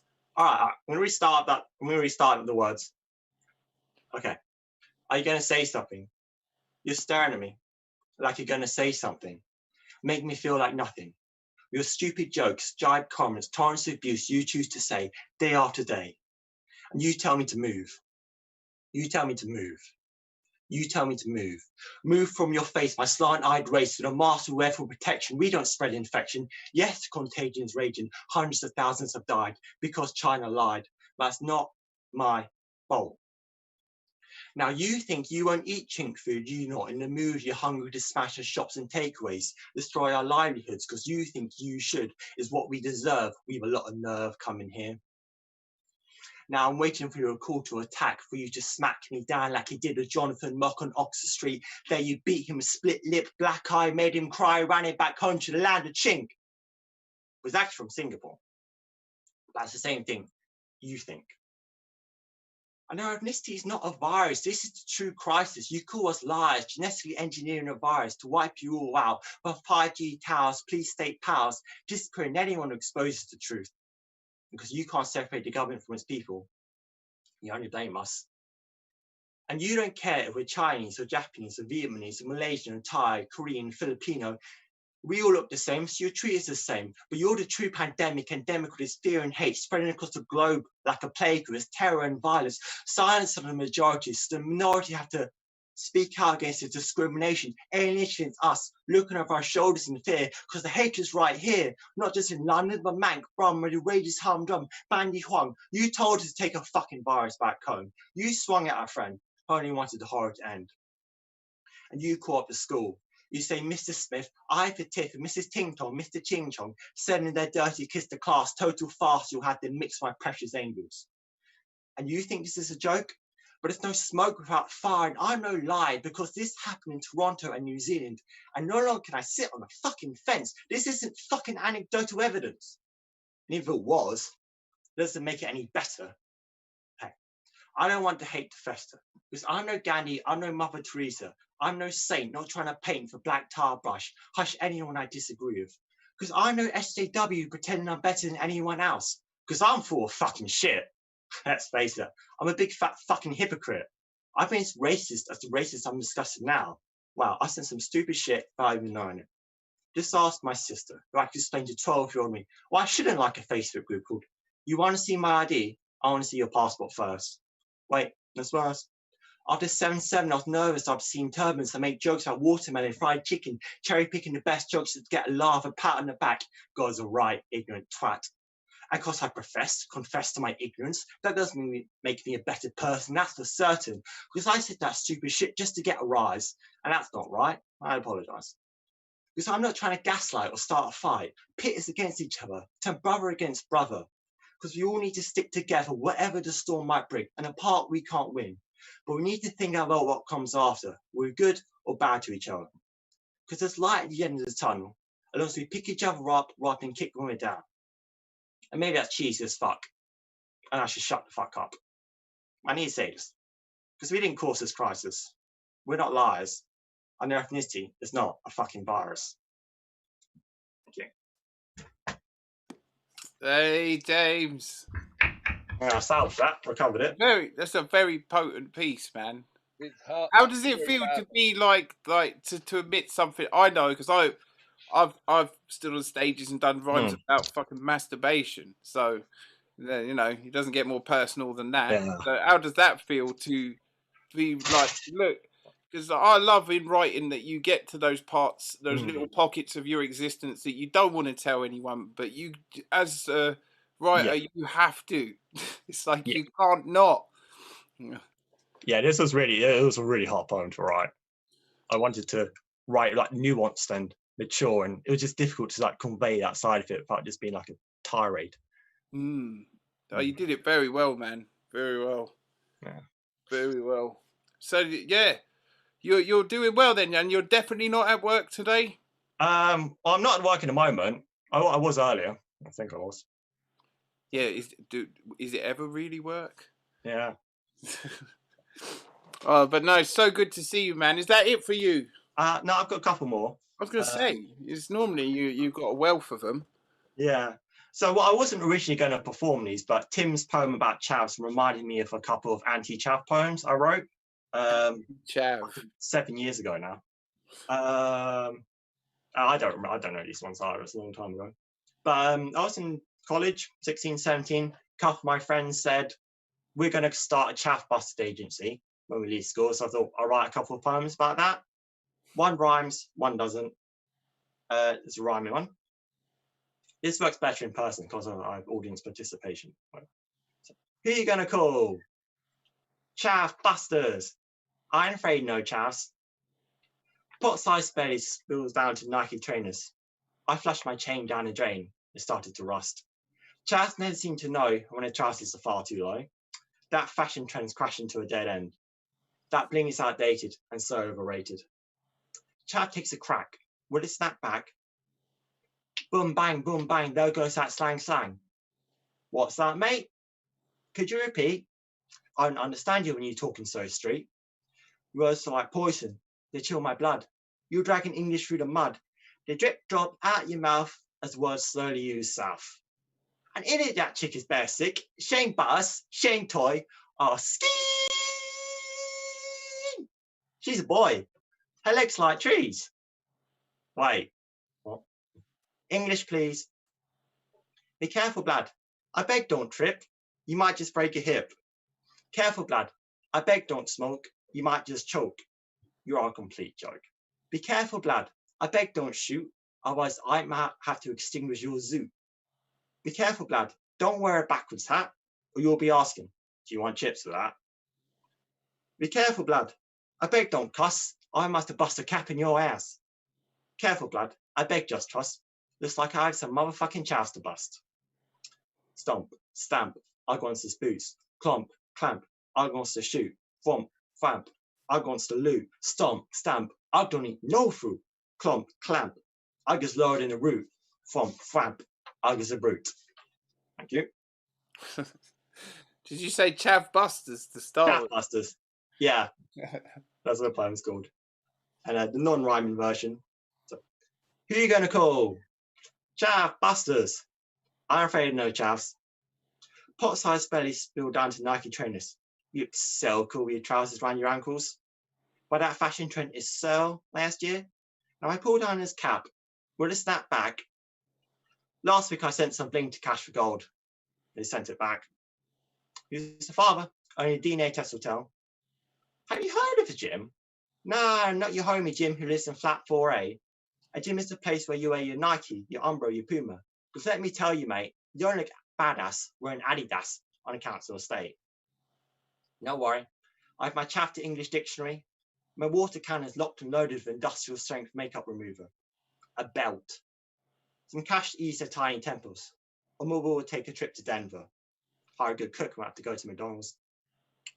Don't you just hate it when the chaff is talking to you and you have absolutely no idea what they're saying? Al Capone and Bonnie and Clyde were the real gangsters, remember? Stomp, stamp, I wants his boots. Stomp, stamp, I wants to loot. Stomp, stamp, I is a brute. Stomp, stamp, I wants his boots. Stomp, stamp, I wants to loot. Stomp, stamp, I is a brute. Thank you. Nice one, James. Honestly, thank you for you and your beautiful poems and your view on the world. Good to see you, man. Yeah, thanks, Bhee. Thank you, man. And we have 3 more performers for you, and gonna do them in a little order. It's good to see you anyway in here. It wouldn't be an Innerverse without him turning up late and performing, blowing us away. That's like anyway, styly, isn't it? I can't hear what he's saying. He can't hear what I'm saying. Yeah, I can hear you. I can hear you. You can hear me. Good, man. It's good to see you, man. Yeah, it's really good to man. It's good to see everyone, man. I'm loving it. I'm excited. I'm trying to read your note to self in the background as well. Yeah. Yeah. That's coming out tomorrow. Hey. So yeah. Cool. Well, I'm gonna do what I usually do when you turn up. You can be our last one. Yeah. Yeah, you start. Okay. All right, no problem. Yeah. Good man. All right. And so up next we have for you, all the way from wherever Gav the poet originates. I don't think he comes from where he originates. Are you actually from where you originate? I don't know where I originate. I was conceived in Scunthorpe. Does that count? Yeah, I believe it is an important part of the whole coming into being. It is literally the only town in England that has the word cunt in its name. So it's pretty appropriate. That's very true. That's very true. Anyway, as an outsider, I felt I had to I don't know, overdo it a little bit. So let me put my glad rags on for your anniversary. Hang on. Yeah, you got glad rags. You got glad rags, man. Come on. You got handbags for those glad rags? No, because I'm a single man. And you're a beautiful man, and I know you're full of words. And full of words. Now you're full of shiny stuff, and you know how easily distracted I am. Oh, don't! It's like an OCD dream. I'll take it off. It is very hot at some point, but I'm making an effort for your anniversary, man. You are, man. You are. So what are you gonna give us today? Well, as I am a bit of an infiltrator, outsider type person, I just use the anniversary thing. And when I've been asked to read at like friends' anniversary parties, I always read this one. So I thought I'd start with that, and that's kind of triggered the couple to follow. So I always say to the couple, or like if it's Valentine's Day and I'm doing a reading, I always say to the audience, like, I want you to look at your lover, look at them deep in the eye, feel them, take in their soul, take in your entire history, and then think secretly to yourself, the best sex I ever had was that one night stand that you don't know about. And this is a poem about that. It's called 510.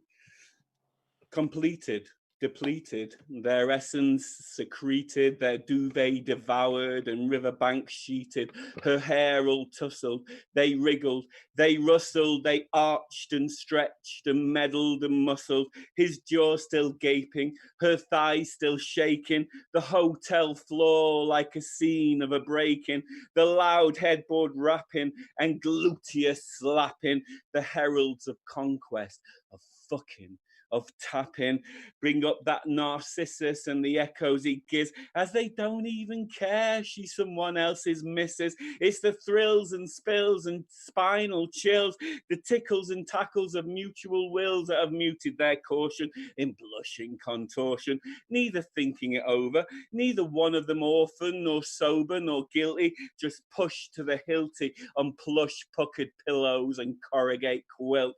She sits up like a vamp. He adjusts to the damp, and their noodle-shaped gait is of lady and tramp, except less Disneyfied in their 4 a.m. eyes, as this lolling tongue lust, an explosive insides for a different viewer, far older and bluer, with a taste for the aerobic marathon skewer.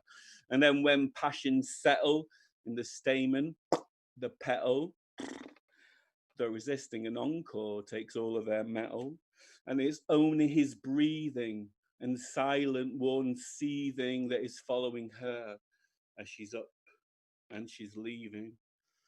And the night turns to day in the usual way, and the hustle of London will still have its say, and the buses still come, and the train still may run, and the veal-tinned passengers will stay still dumb, and the sun will still stare, though the clouds mask its glare, and the winter-chilled winds will still brush through her hair, and the clocks still advance, and the strangers still glance at depleted, drained lovers in rare happenstance. It's the folly of men to expect this again, the frivolous dance of 510.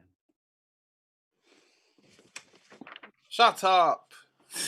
Right, I'm taking me spangly jacket off now because I'm sweating like a bastard. I don't know if it was the jacket or your words, but I'm a flustered mess. Well, I'm glad we can only see you from the shoulders up. It's a terrible state down there. It's I have to wear sunglasses for this one, so this is my. I'm loving the mood. You're bringing atmospheric enhancements to the evening. I've basically written 2 sexy poems in my life, and that's the first one. And then I figured I might as well go with a theme for my second. Yeah. So it's called Jambia. A jambia is an African ceremonial dagger made out of rhino horn, which kind of may give you the sort of theme of the poem. And it's also, because it's the Innerverse's second anniversary, I think this is Pete's favourite line that I've ever written in this poem, the Andy Murray one, mate. Oh, shit, yeah. Tell him. So here we go. Before I start, this is the kind of poem that I wish I had like a more soulful, Barry White-esque, deep voiced, sort of sexy kind of man voice to say it, but I'll probably start squeaking at some point, like some infernal feedback, so I apologize for that in advance. Completely blows the mood. And the word girl is spelt GRLL all the way through. Jambia. I want a girl that likes what she's given, knows that she's living, don't want forgiving. I want a girl that works my commission, expertly driven, yearns for ignition. I want a girl that's hot like a curry, no need to worry, comes in a hurry. I want a girl who's like Andy Murray, hip fuck to glory, screaming a story. I want a girl who squints when she's soggy, blinks till she's groggy, steams till she's foggy. I want a girl that goes like a jockey, whiplashed and cocky, agile and rocky. I want want a girl that ain't gonna bore me. Don't mind me gory, all hunky-dory, slicker and slides down my Jack and Nori. My judge and Drury locks up my fury. I want a girl that's there for tomorrows, apes up my sorrows, begs, steals and borrows. I want a girl I want for forever, don't want to sever. But that ain't too clever. Hey, that's just ferocious, man. That's just like, oh, your tempo. I've been trapped inside for too fucking long, clearly. Yeah, I feel like that with my head sometimes. Well, here you go. Here's my head. That's my third costume change. And Joe earlier was number 3. Joe earlier was talking about his beard and lockdown beards. And what I'd love to say that this, whatever you call it, infestation on my face was purely lockdown chic. But it's like a man muzzle. Yeah, I fucking look like this all the time. The hedge. It's kind of like society is catching up with me. But I wrote a poem about this ages ago, and because there are so many other men who are in my hirsute facial condition right now, I thought it was appropriate for the COVID times. It's called Back When I Had Hair. Back when I had hair, well, everything was great. My mane flowed in the sunshine and my skin was always straight. The days would last a lifetime and we danced until the dawn. But now the sunshine gives me wrinkles and at night I merely yawn. Back when I had hair, well, everything was sound. The pubs all had a lock-in and the beers were just £1. The girls back then were single and your mates lived just next door. But now, alone, I cook and clean and sweep my trendy floor. Back when I had hair, well, everything was rad. We had hard rock cushion headphones and our trainers were so bad. The instant, thoughtless uniforms in which we all belonged. And now my suffocating suits will barely hear a song. The football, cricket, sweets and sand, the eons in the park, the booze and drugs and pubs and clubs, the kisses in the dark. Yes, back when I had hair, well, everything was great. But now I've got to grow a fucking beard to compensate. Oh, that's like, you're so good. You're so funny, man. Honestly, you how you crack me up. feel, dude? Thank you. Brilliant. Absolutely brilliant. Thank you for inviting me to your celebration. I really feel like I shouldn't be here, but no, you should, man. Yeah, because we have not in the usual unusual times. We have the distance of travel. Yeah, and that's the only reason I haven't been. Like my mum and dad live in Staines. No Staines, well, big up Staines. Only a few. Pete and I were. Well, I'd like to say discussing it, but we were basically just slagging Staines off one night on Facebook, and he said where he was and invited me along, and I've always just loved to be able to be there, but it's just never physically been possible. So, thank you for inviting me again. It's been great, and what a lovely community. No, thank you so much, Gav. Honestly, absolutely cracking to see you, and you're getting a lot of love for the jacket and the costume. Yeah, very theatrical. Thank you. Great performance, mate. Great performance. The jacket is definitely just a COVID thing. Outstanding red leader.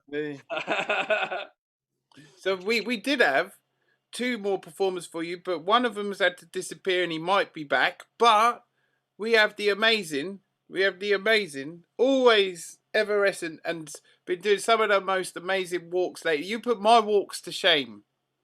And I've been competitive walking with, like, honestly. Well, no, it's the only thing that's keeping me sane at the moment. So there you go. Really helps, doesn't it, Rick? It's amazing. There is something coming out. I haven't done it quite yet, but I wrote one today about something which I think you'll like. So I will save it for you and send it to you. I haven't said who you are, but I'm pretty sure you can do that. But I can tell everyone that you are the amazing Rick Warren, also known as Lyric. Thank you. And I met you in Wickham, didn't I?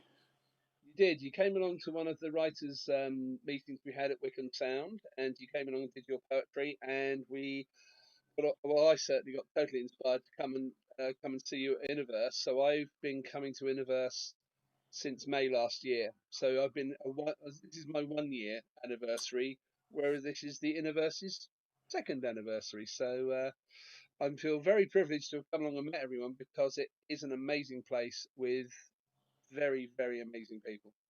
Yeah, and honestly, I was well chuffed when you turned up. Do you remember?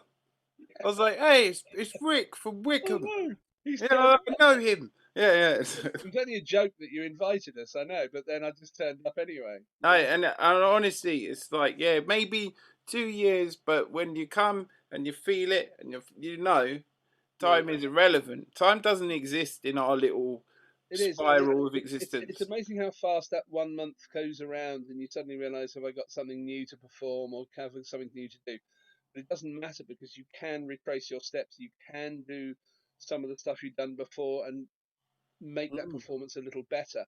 Anna does her fantastic poems and stuff that she's done a few times, but every time she delivers it in a slightly different way, and it gets more and more confident and better. And that's the whole thing, is that you have the ability to be able to use this space to improve and to it's a therapy, man. It really is. Yeah, because I appreciate you saying that, because people say I haven't written anything, and I'm like, it's not a requirement. It's for membership. It's not like all you got to do is be yourself. That is it. Just be you. If you've only ever written one word in your life, just keep coming up and telling us that word over and over. Yeah, I mean, this is the thing. It is an amazing thing. So, in the spirit of that, I'm going to do the first poem I did when I came to Innerverse the first time.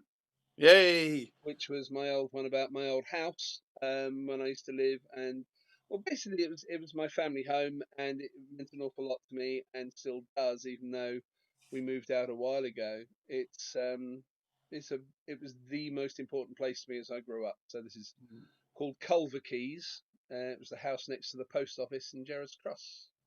Hey. There is a house in a town called Gerrards Cross, where love was found and insecurities lost. It was the greatest house in all the world, where my parents raised 3 boys, 2 girls, and I had fun, and I had security, and I got fed and went through puberty, and I lost my innocence to a girl from DX. I was 15 years old and desperate for sex, as most boys are. Usually this plays out in the back of a car, but I was lucky enough to be blessed with parents who took their rest in the kitchen. The front room was our room to play in and sit in. And one Saturday afternoon, all too brief and all too soon, I was taken on a trip to the moon, and my life changed. Love was forever, or not, so it seems. My teenage dreams were just that, dreams. So I went on a journey seeking the comfort of others. Convent girls and barmaids, friends of friends, became lovers, and on a couple of memorable occasions, their mothers. Chasing too hard to feel alive, but why? Time passed by and my siblings departed to homes of their own, getting families started.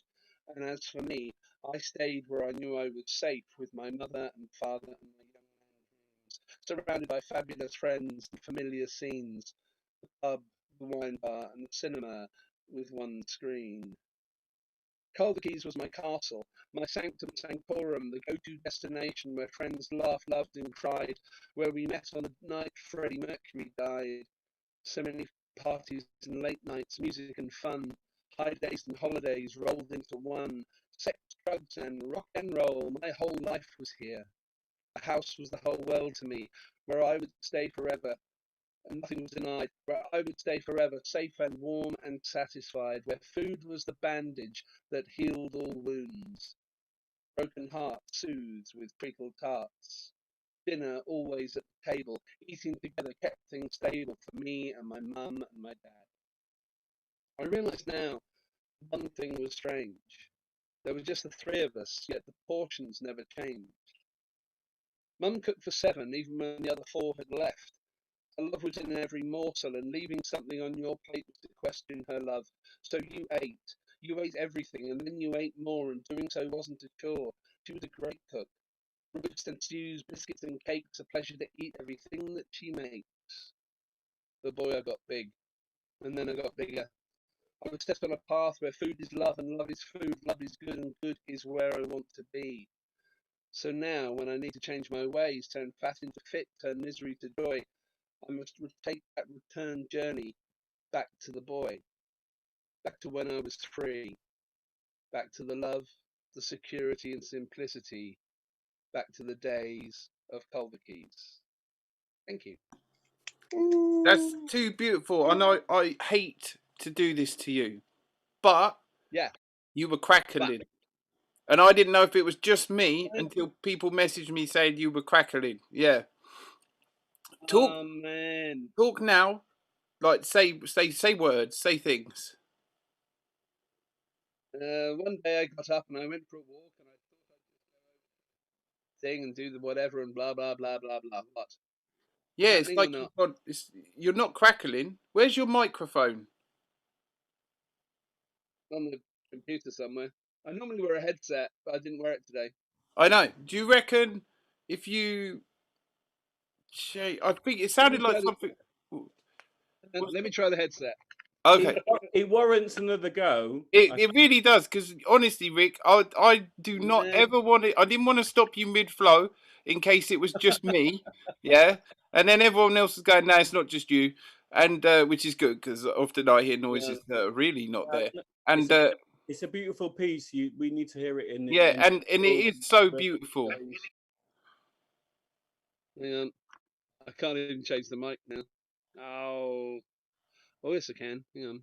You got it? Do not fret. This is the place where we love to make loads of little mistakes and little things. Low system resources may affect your audio quality. Try closing some applications to improve performance. Oh, see these little notifications we get that we all ignore. I have it with emails. I'm a terrible email replier. Is that any better or not? That is so much better.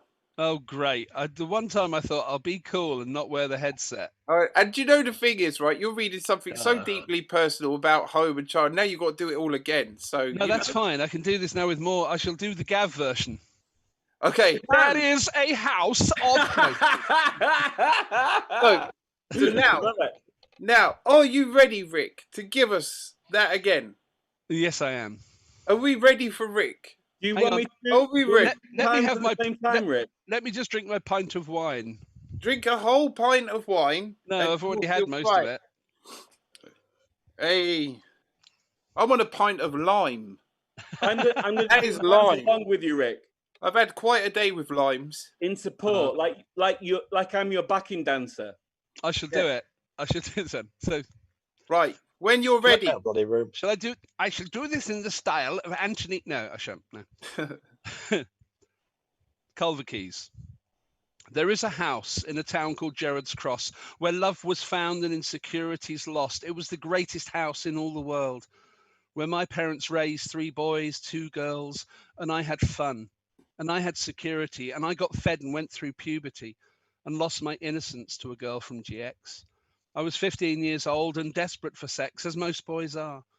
Usually this plays out in the back of a car, but I was lucky enough to be blessed with parents who took their rest in the kitchen.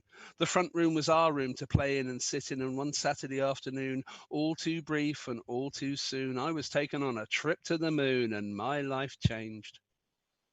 Love was forever, or not, so it seems.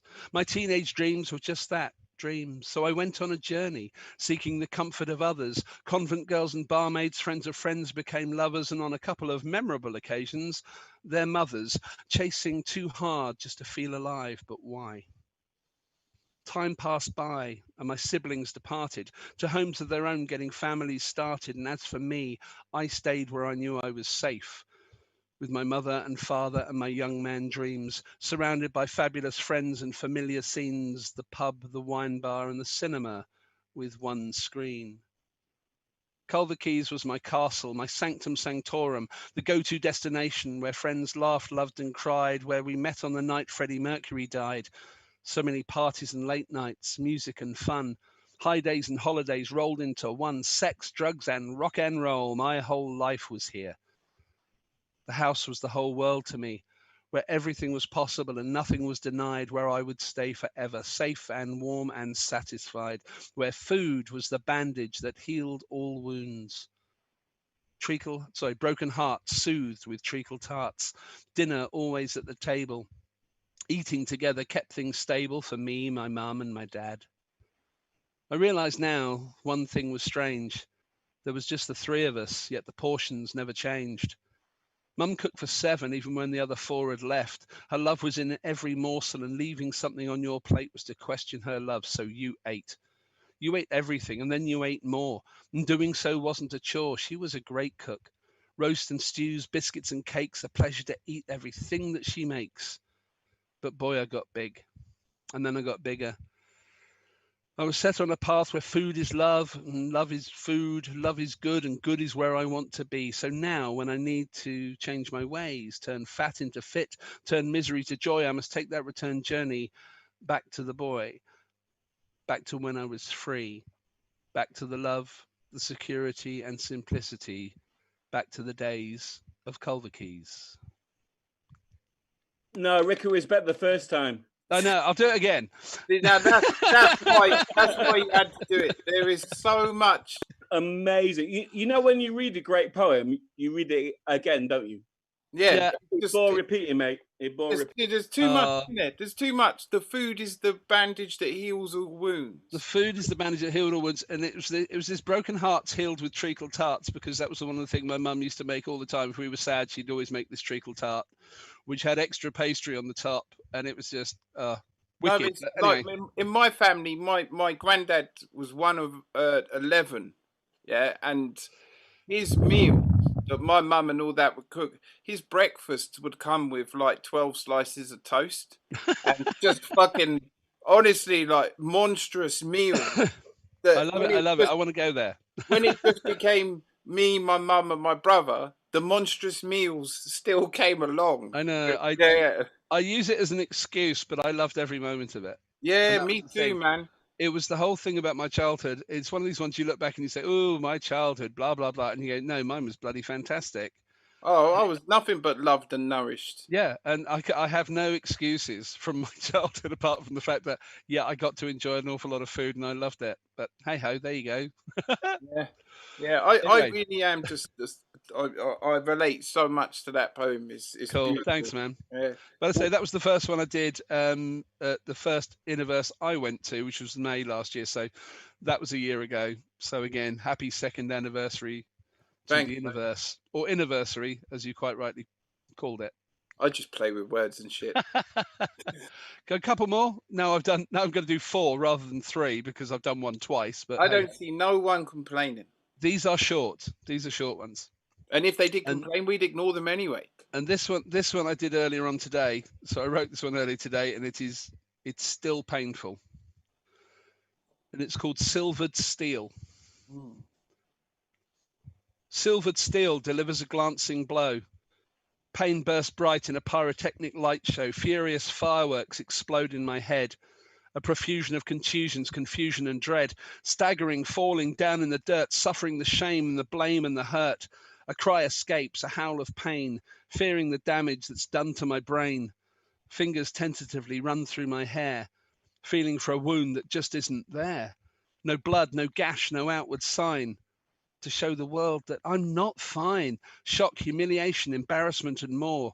My assailant not a mugger, but my bloody car door. Which is true. I did. It was so painful. And I do this so often that I think, why do I keep hitting my head on the door? There must be a reason for this. Yeah, but me and you are people of quite substantial length. Yes. I have it as well. It is it's the most annoying thing.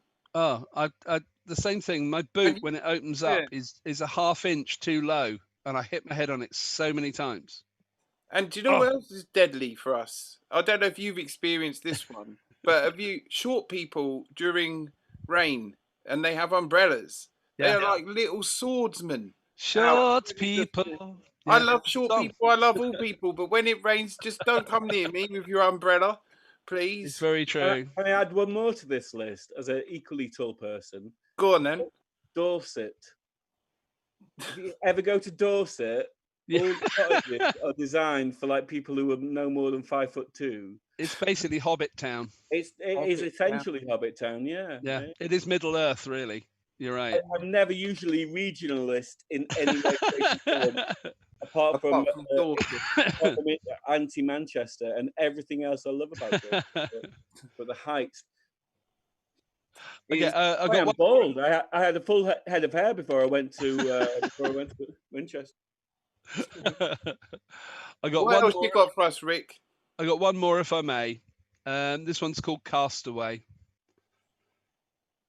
Adrift on waters uncharted, underprepared and broken-hearted, familial ties unbound, previously solid ground washed away, swept out on a flood of tears and recriminations, seeking unknown destinations of love, tranquility and inspiration, terrified, excited in equal measure, searching not for gold, but a spiritual treasure. Flowing downstream into life's ocean, years of dedication and devotion rewarded in acceptance and with realization. Journey's end, journey's start. Wallet empty, yet full in heart. Time is mine to use, lose, accept or refuse. Choices more than ever before. Voices plague my waking mind no more. Taking control provides release. Fighting demons no more. Finding peace. Yeah. Find the peace. Oh, that was brilliant. Yay. I love Okay, my deep. No, I just say, God almighty. So good. So good, Rick. Oh, The cheers, reason I guys. read my poems so loudly is because I can't read them in like yours. No. Just saying. It's lovely to be able to come and talk with people and just be able to express yourself, and it is this complete acceptance of what people are saying. And thank you so much for listening. I really appreciate it. Cheers. Thanks, Rick. I'm trying to. That was great, Rick. Now you can go back to the call centre, mate. Thanks a lot. Yes, I know. I shall try this.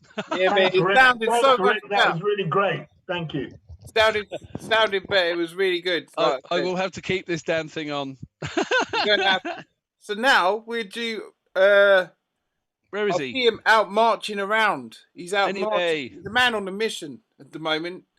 Mr. Anyway the Gods, and he's always supported music and words. And he's a very busy individual, making music, doing lots of things, lots of.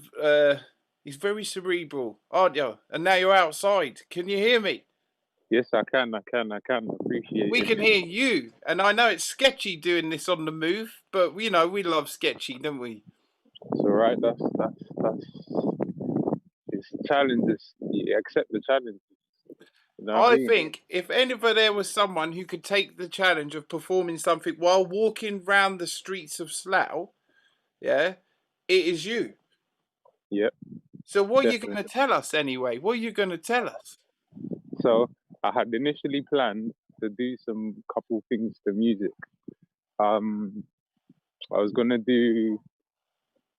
Well, I'll just do them. I'll do them a cappella while I'm on the move. So this is Hey, I'm outside, so you're gonna get a different me today, which is good. hey. Let's see how this goes. This one On was the move in Slough. this one's called Jazz Love. I'll do this one. I'll start it off with this one. This one's called Jazz Love. So we had to I basically run a lyric writing workshop for young people, and they gave us a jazz instrumental to write to, and they picked the topic. So the topic was love. Love. Yeah, love. Like, is that beetroots? I love beetroots. Yeah, so beetroot. So listening to the young, well, I wrote mine kind of already knowing what I was gonna hear, but so I just wrote this. I just done it. Just literally free writing. But this is what I came up with. It says, what is love? Is it the noun you're speaking of? The proverbial loose term, easily uttered word that escapes most lips, or unsaid by one too stern, yet displayed through actions, kept sacred and remains a verb in duty. See, love's found in duty, surrounding us not to be given loosely, but with utmost tentativeness, profusely circumscribed by a divine rule in universal school, in the new fool, and what brought each and everything into existence. Our DNA rooting, law, moving. I can go on and on, ego dueling, uncovering base of one movement, squaring, cubing, quadrupling. Yes, one's rooting through dimensions, executing its truth in atoms, boosting, improving, instituting, at the same time removing, make ruin, refuting, disputing, transmuting, destroying to rebuild and remodel, better versions of itself, one true motion in devotion as itself. Its formula grants real view of what these vessels working to figure held. In I, the one other than self, a lie. That's one denied. Oh, why? Due to lack of food, one's love unrecognized. I sit, stand, walk by to hear many instruct and guide, educate young minds, uneducated themselves of themselves, who they are, when not once have they seen an acute image of you. All the time what's been getting through. Power in submission to the rhythm, learn its frequency before you mount to conduct in precision. With provisions, love's provided keys is listen. You hear, feel, breathe, then see its mission. Architect of all respect. Who are you to be conclusive in your decision making, knowing it's gonna change? Love ain't strange, just don't know its usage. It's just disguised, not on its vibe, not yet learnt to ride, with no excuses. Love has no pride, it's math supplied, it heals your bruises, reshapes designs, laughs and cries, roughs with smooths, breaks and binds. Aye, that's it. That's fun. Hey, Fun. do you know, Yeah, great stuff. Anyway, there's so much, and you dropped out on your video, but we heard you perfectly. Oh, nice. As long as you can hear, that's Yeah, and do you know that there's so much in that as well? Like they don't know youths because they don't know themselves. I see so many of these teachers.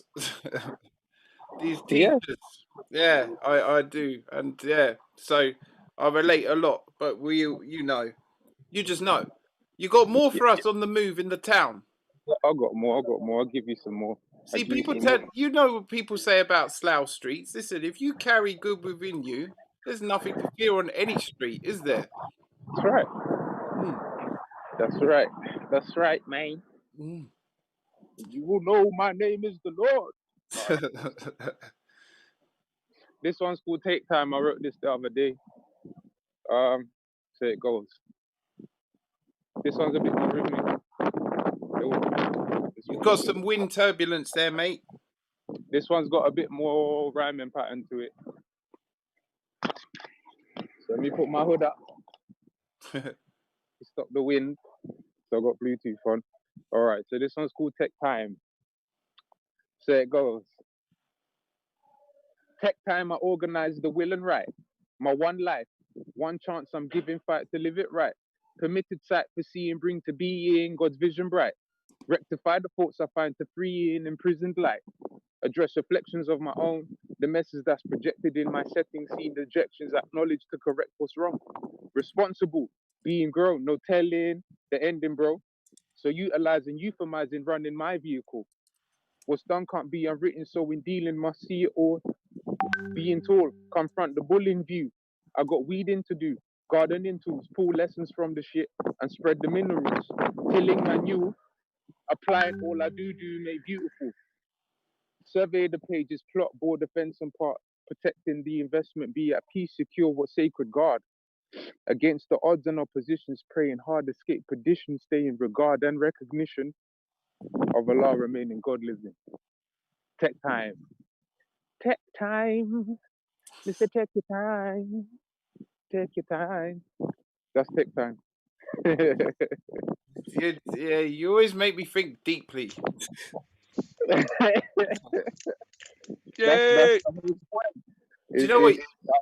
You make me aware of my shallowness in a very good way. like in a way that I think, oh, maybe I need to look at that. You know? It's good. It's all good. It's all good. It is, man. It is. It is really good. And I miss our meetups, our little meetups and our talks.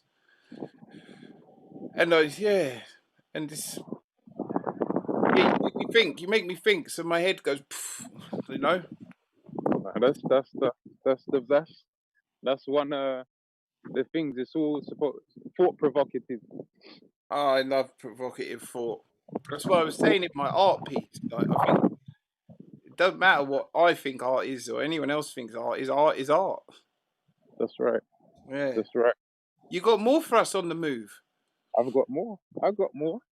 Give us more. All right then. All right. This one's called Star, because you all are stars, and this is what I try to tell a lot of the young that I work with that are always dealing with some unnecessary issue that a lot of them don't create themselves. But this was inspired by, I'm very observant and super analytical, so I just listen to their conversations, and a lot of them are very depressed. So this was inspired by a depressing conversation that I overheard. But it's called Star, Don't Die. A lot of them talk about committing suicide, but don't die on me. That's what I'll tell them. But it goes, battling depression. I hope I got enough phone credit to call and hold a session. Relief from all the stressing of the world, made you full lesson. Find the pearl speech in addresses. 1 second. Out to keep people arrested. Mental curfews aid abetting, fear the message. Ticking time bombs, romance and greed that we finance. The dance of thieves we try chance with masks when meeting fleshlings. I'll do it again. Battling depression. I hope I got enough phone credit to call and hold a session. Relief from all the stressing of the world, made to full lesson. Find my pearl speech and addresses out to keep people arrested. Mental curfews aid abetting, fear the message. Ticking time bombs, romance and greed we finance. The dance of thieves we try chance with masks when meeting fleshlings. So many earths collide on like asteroids, impact deadly. Blaze like that ring of debris. Till one breaks away towards a separate trajectory. Rebellious to doctrines, force fair seemingly defected from a system self-ejecting. God elected, I was born to be a lot more than this. Let's be our best wish. Wish upon a star that is you. Because you're a star, this is true. Wish upon a star that is you. Because you're a star, this is true. So using God's standards to measure and educate myself, and him seeking the true successor within to live exemplar. Let him off. Thank you. Purpose of pressure is not to make us less or put us down, nor to regress ya. These are little testers that will help bring out the best ya. Discovering our treasures, our metal and our makeup, environments that wake up, the talents and the gifts we have that's well within our nature, the godliness inside of us, the light and mantle take up. The star within we raise up, a torch amongst what usurps and works to snatch your light away in darkness, thick erasers. My vessel yields to knowledge supreme, hell we escape up. Assembly with God predestined, heaven's embracer. Let us be our best wish. Star. That's it. Yeah, man. They're very lucky to have you as a teacher. Even when he was ordering chicken. Was you ordering chicken? No. Literally just they're closing Tesco, so I just asked the guy, is it all right for me to still get in? Are you in now? I'm in. I'm literally signaling and doing everything while I'm talking to you guys. So it's good. I'm loving it. Multitasking. There you go. I've got a new skill now. I'm impressed. We're in the Innerverse in Tesco. Brilliant. Connecting people in new ways. The Innerverse available on aisle 5. Literally. So No, anyway, man. are you going to do more, or are you done? Are you now fully committed to shopping? Do you want one more? Can give you one more. I Give you just one want to more. see you get through it in Tesco. Like, honestly, I'm like, I know, I don't doubt you in any shape or form. I just want to, like, I'm admiring that you're walking around Tesco spitting lyrics. This is a first. All right. I'll do one more. Yeah, come on, do one more. All right. This one's called Neo. This one's going to be a bit tricky, but okay, cool. I'll give it a go. What's in front of me now? So it goes. Darkness is thick, like the showdown. Neo in the third verse, the Smiths.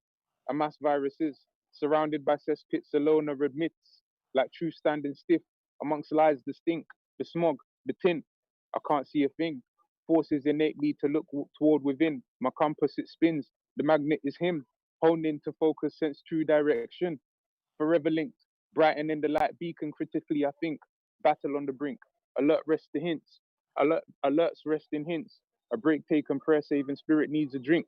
Once Bluetooth, I synchronize and realign to pinpoint the destination. Maintain connection, not divert off the path shown for predestined is. My rendezvous with God, real the Almighty King, Supreme Being, author of all intelligence.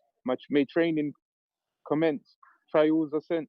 The challenge accept. Meditation, libation, singly, I am spent. The purge genuine, no cloak in the skin. Reveal true reflection from whence I begin.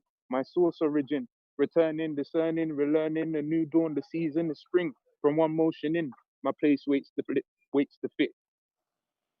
I am the one. That's it. Yeah, well done, man. Fantastic. You can't pay for that at the checkout. You're the man anyway. You are the man. You are the man. He is Tesco's finest. Yeah. Tesco's finest. Happy anniversary, everyone. Yeah, thank you anyway, man. Yay, happy anniversary. Happy anniversary. You had to be a part of it, man. I didn't want to miss it for nothing. No, I'm really pleased you made it, man, honestly. And you made it sort of extra nice, new dimension as well. Definitely. Thanks so much anyway, man. Good to see you, brother. No, thank you. Always, man. Always. It's a pleasure. It's a pleasure. And well done, everyone, man. I enjoyed everyone's pieces, man. I was listening. Yeah, well done, guys. Yeah. Thanks. I'm going to have to mute you because all I can hear is the horns of Tesco's. No problem. Take care, man. Take it easy. There's a poet on aisle 3. Yeah, there's a poet. Yeah, rogue poet in aisle 3.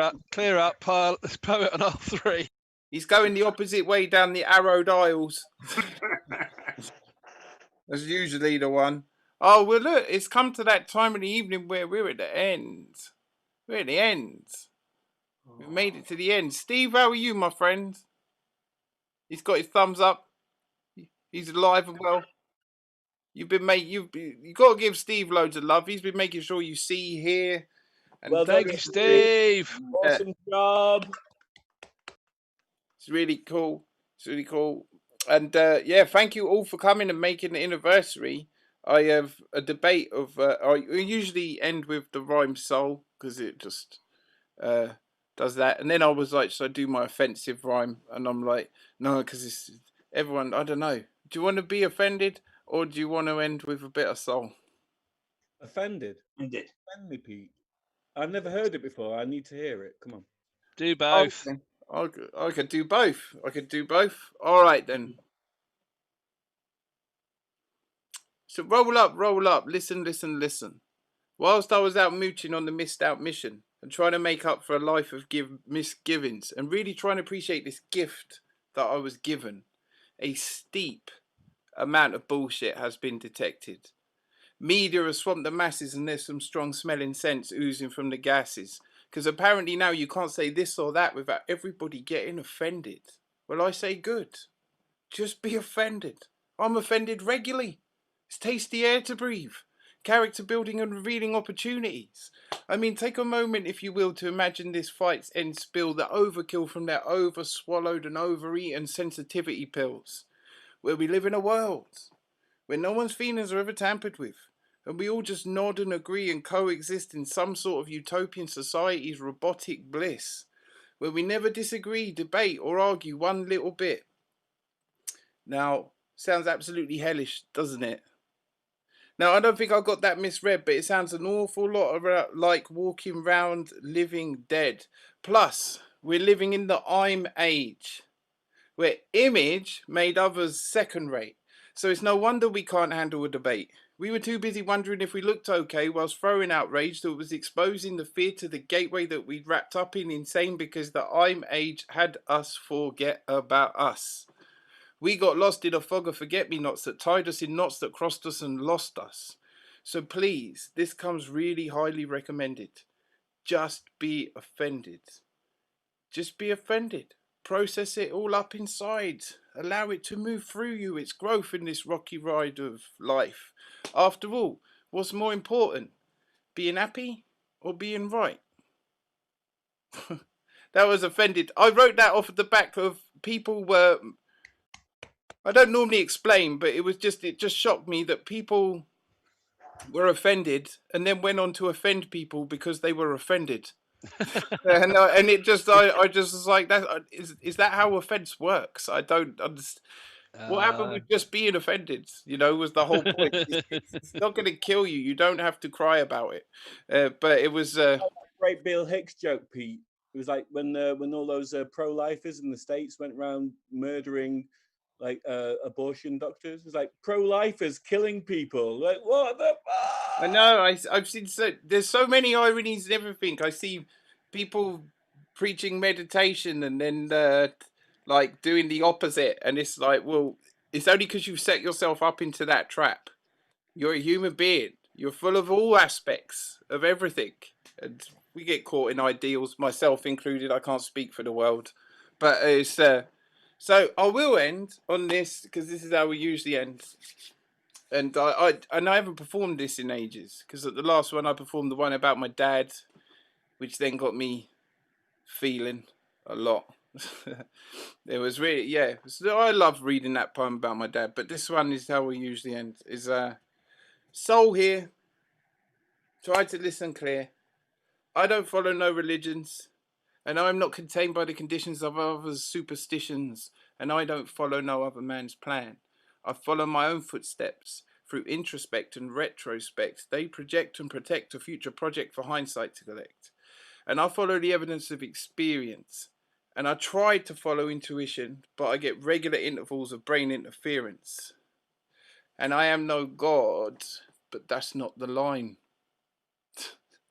That's not the line. See, I told you mistakes are all right.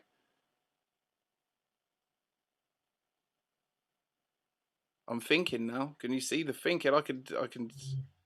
Let's do a little dance, Pete, while you're waiting. And I am no deity. No.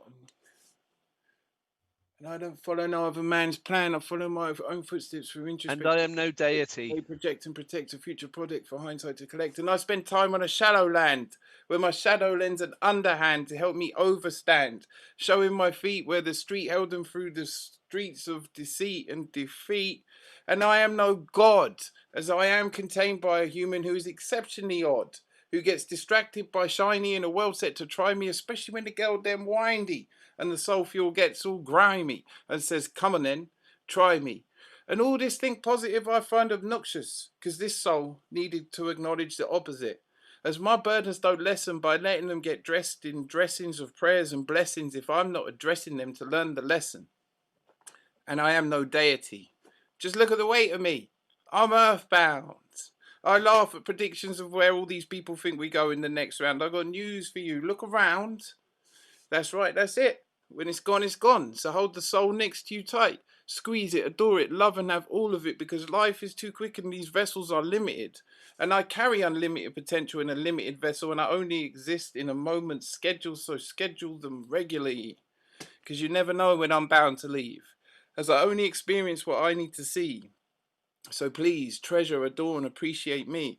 Because this soul that I speak of is in that life force of air that we all breathe, that jumps in and about and around about you, me, and every living, breathing human body here tonight at the second Innerverse, celebrating beautifully with their words, their passion, and this coming of the unity in the community. So thank you so much for being part of this tonight. Thank you all.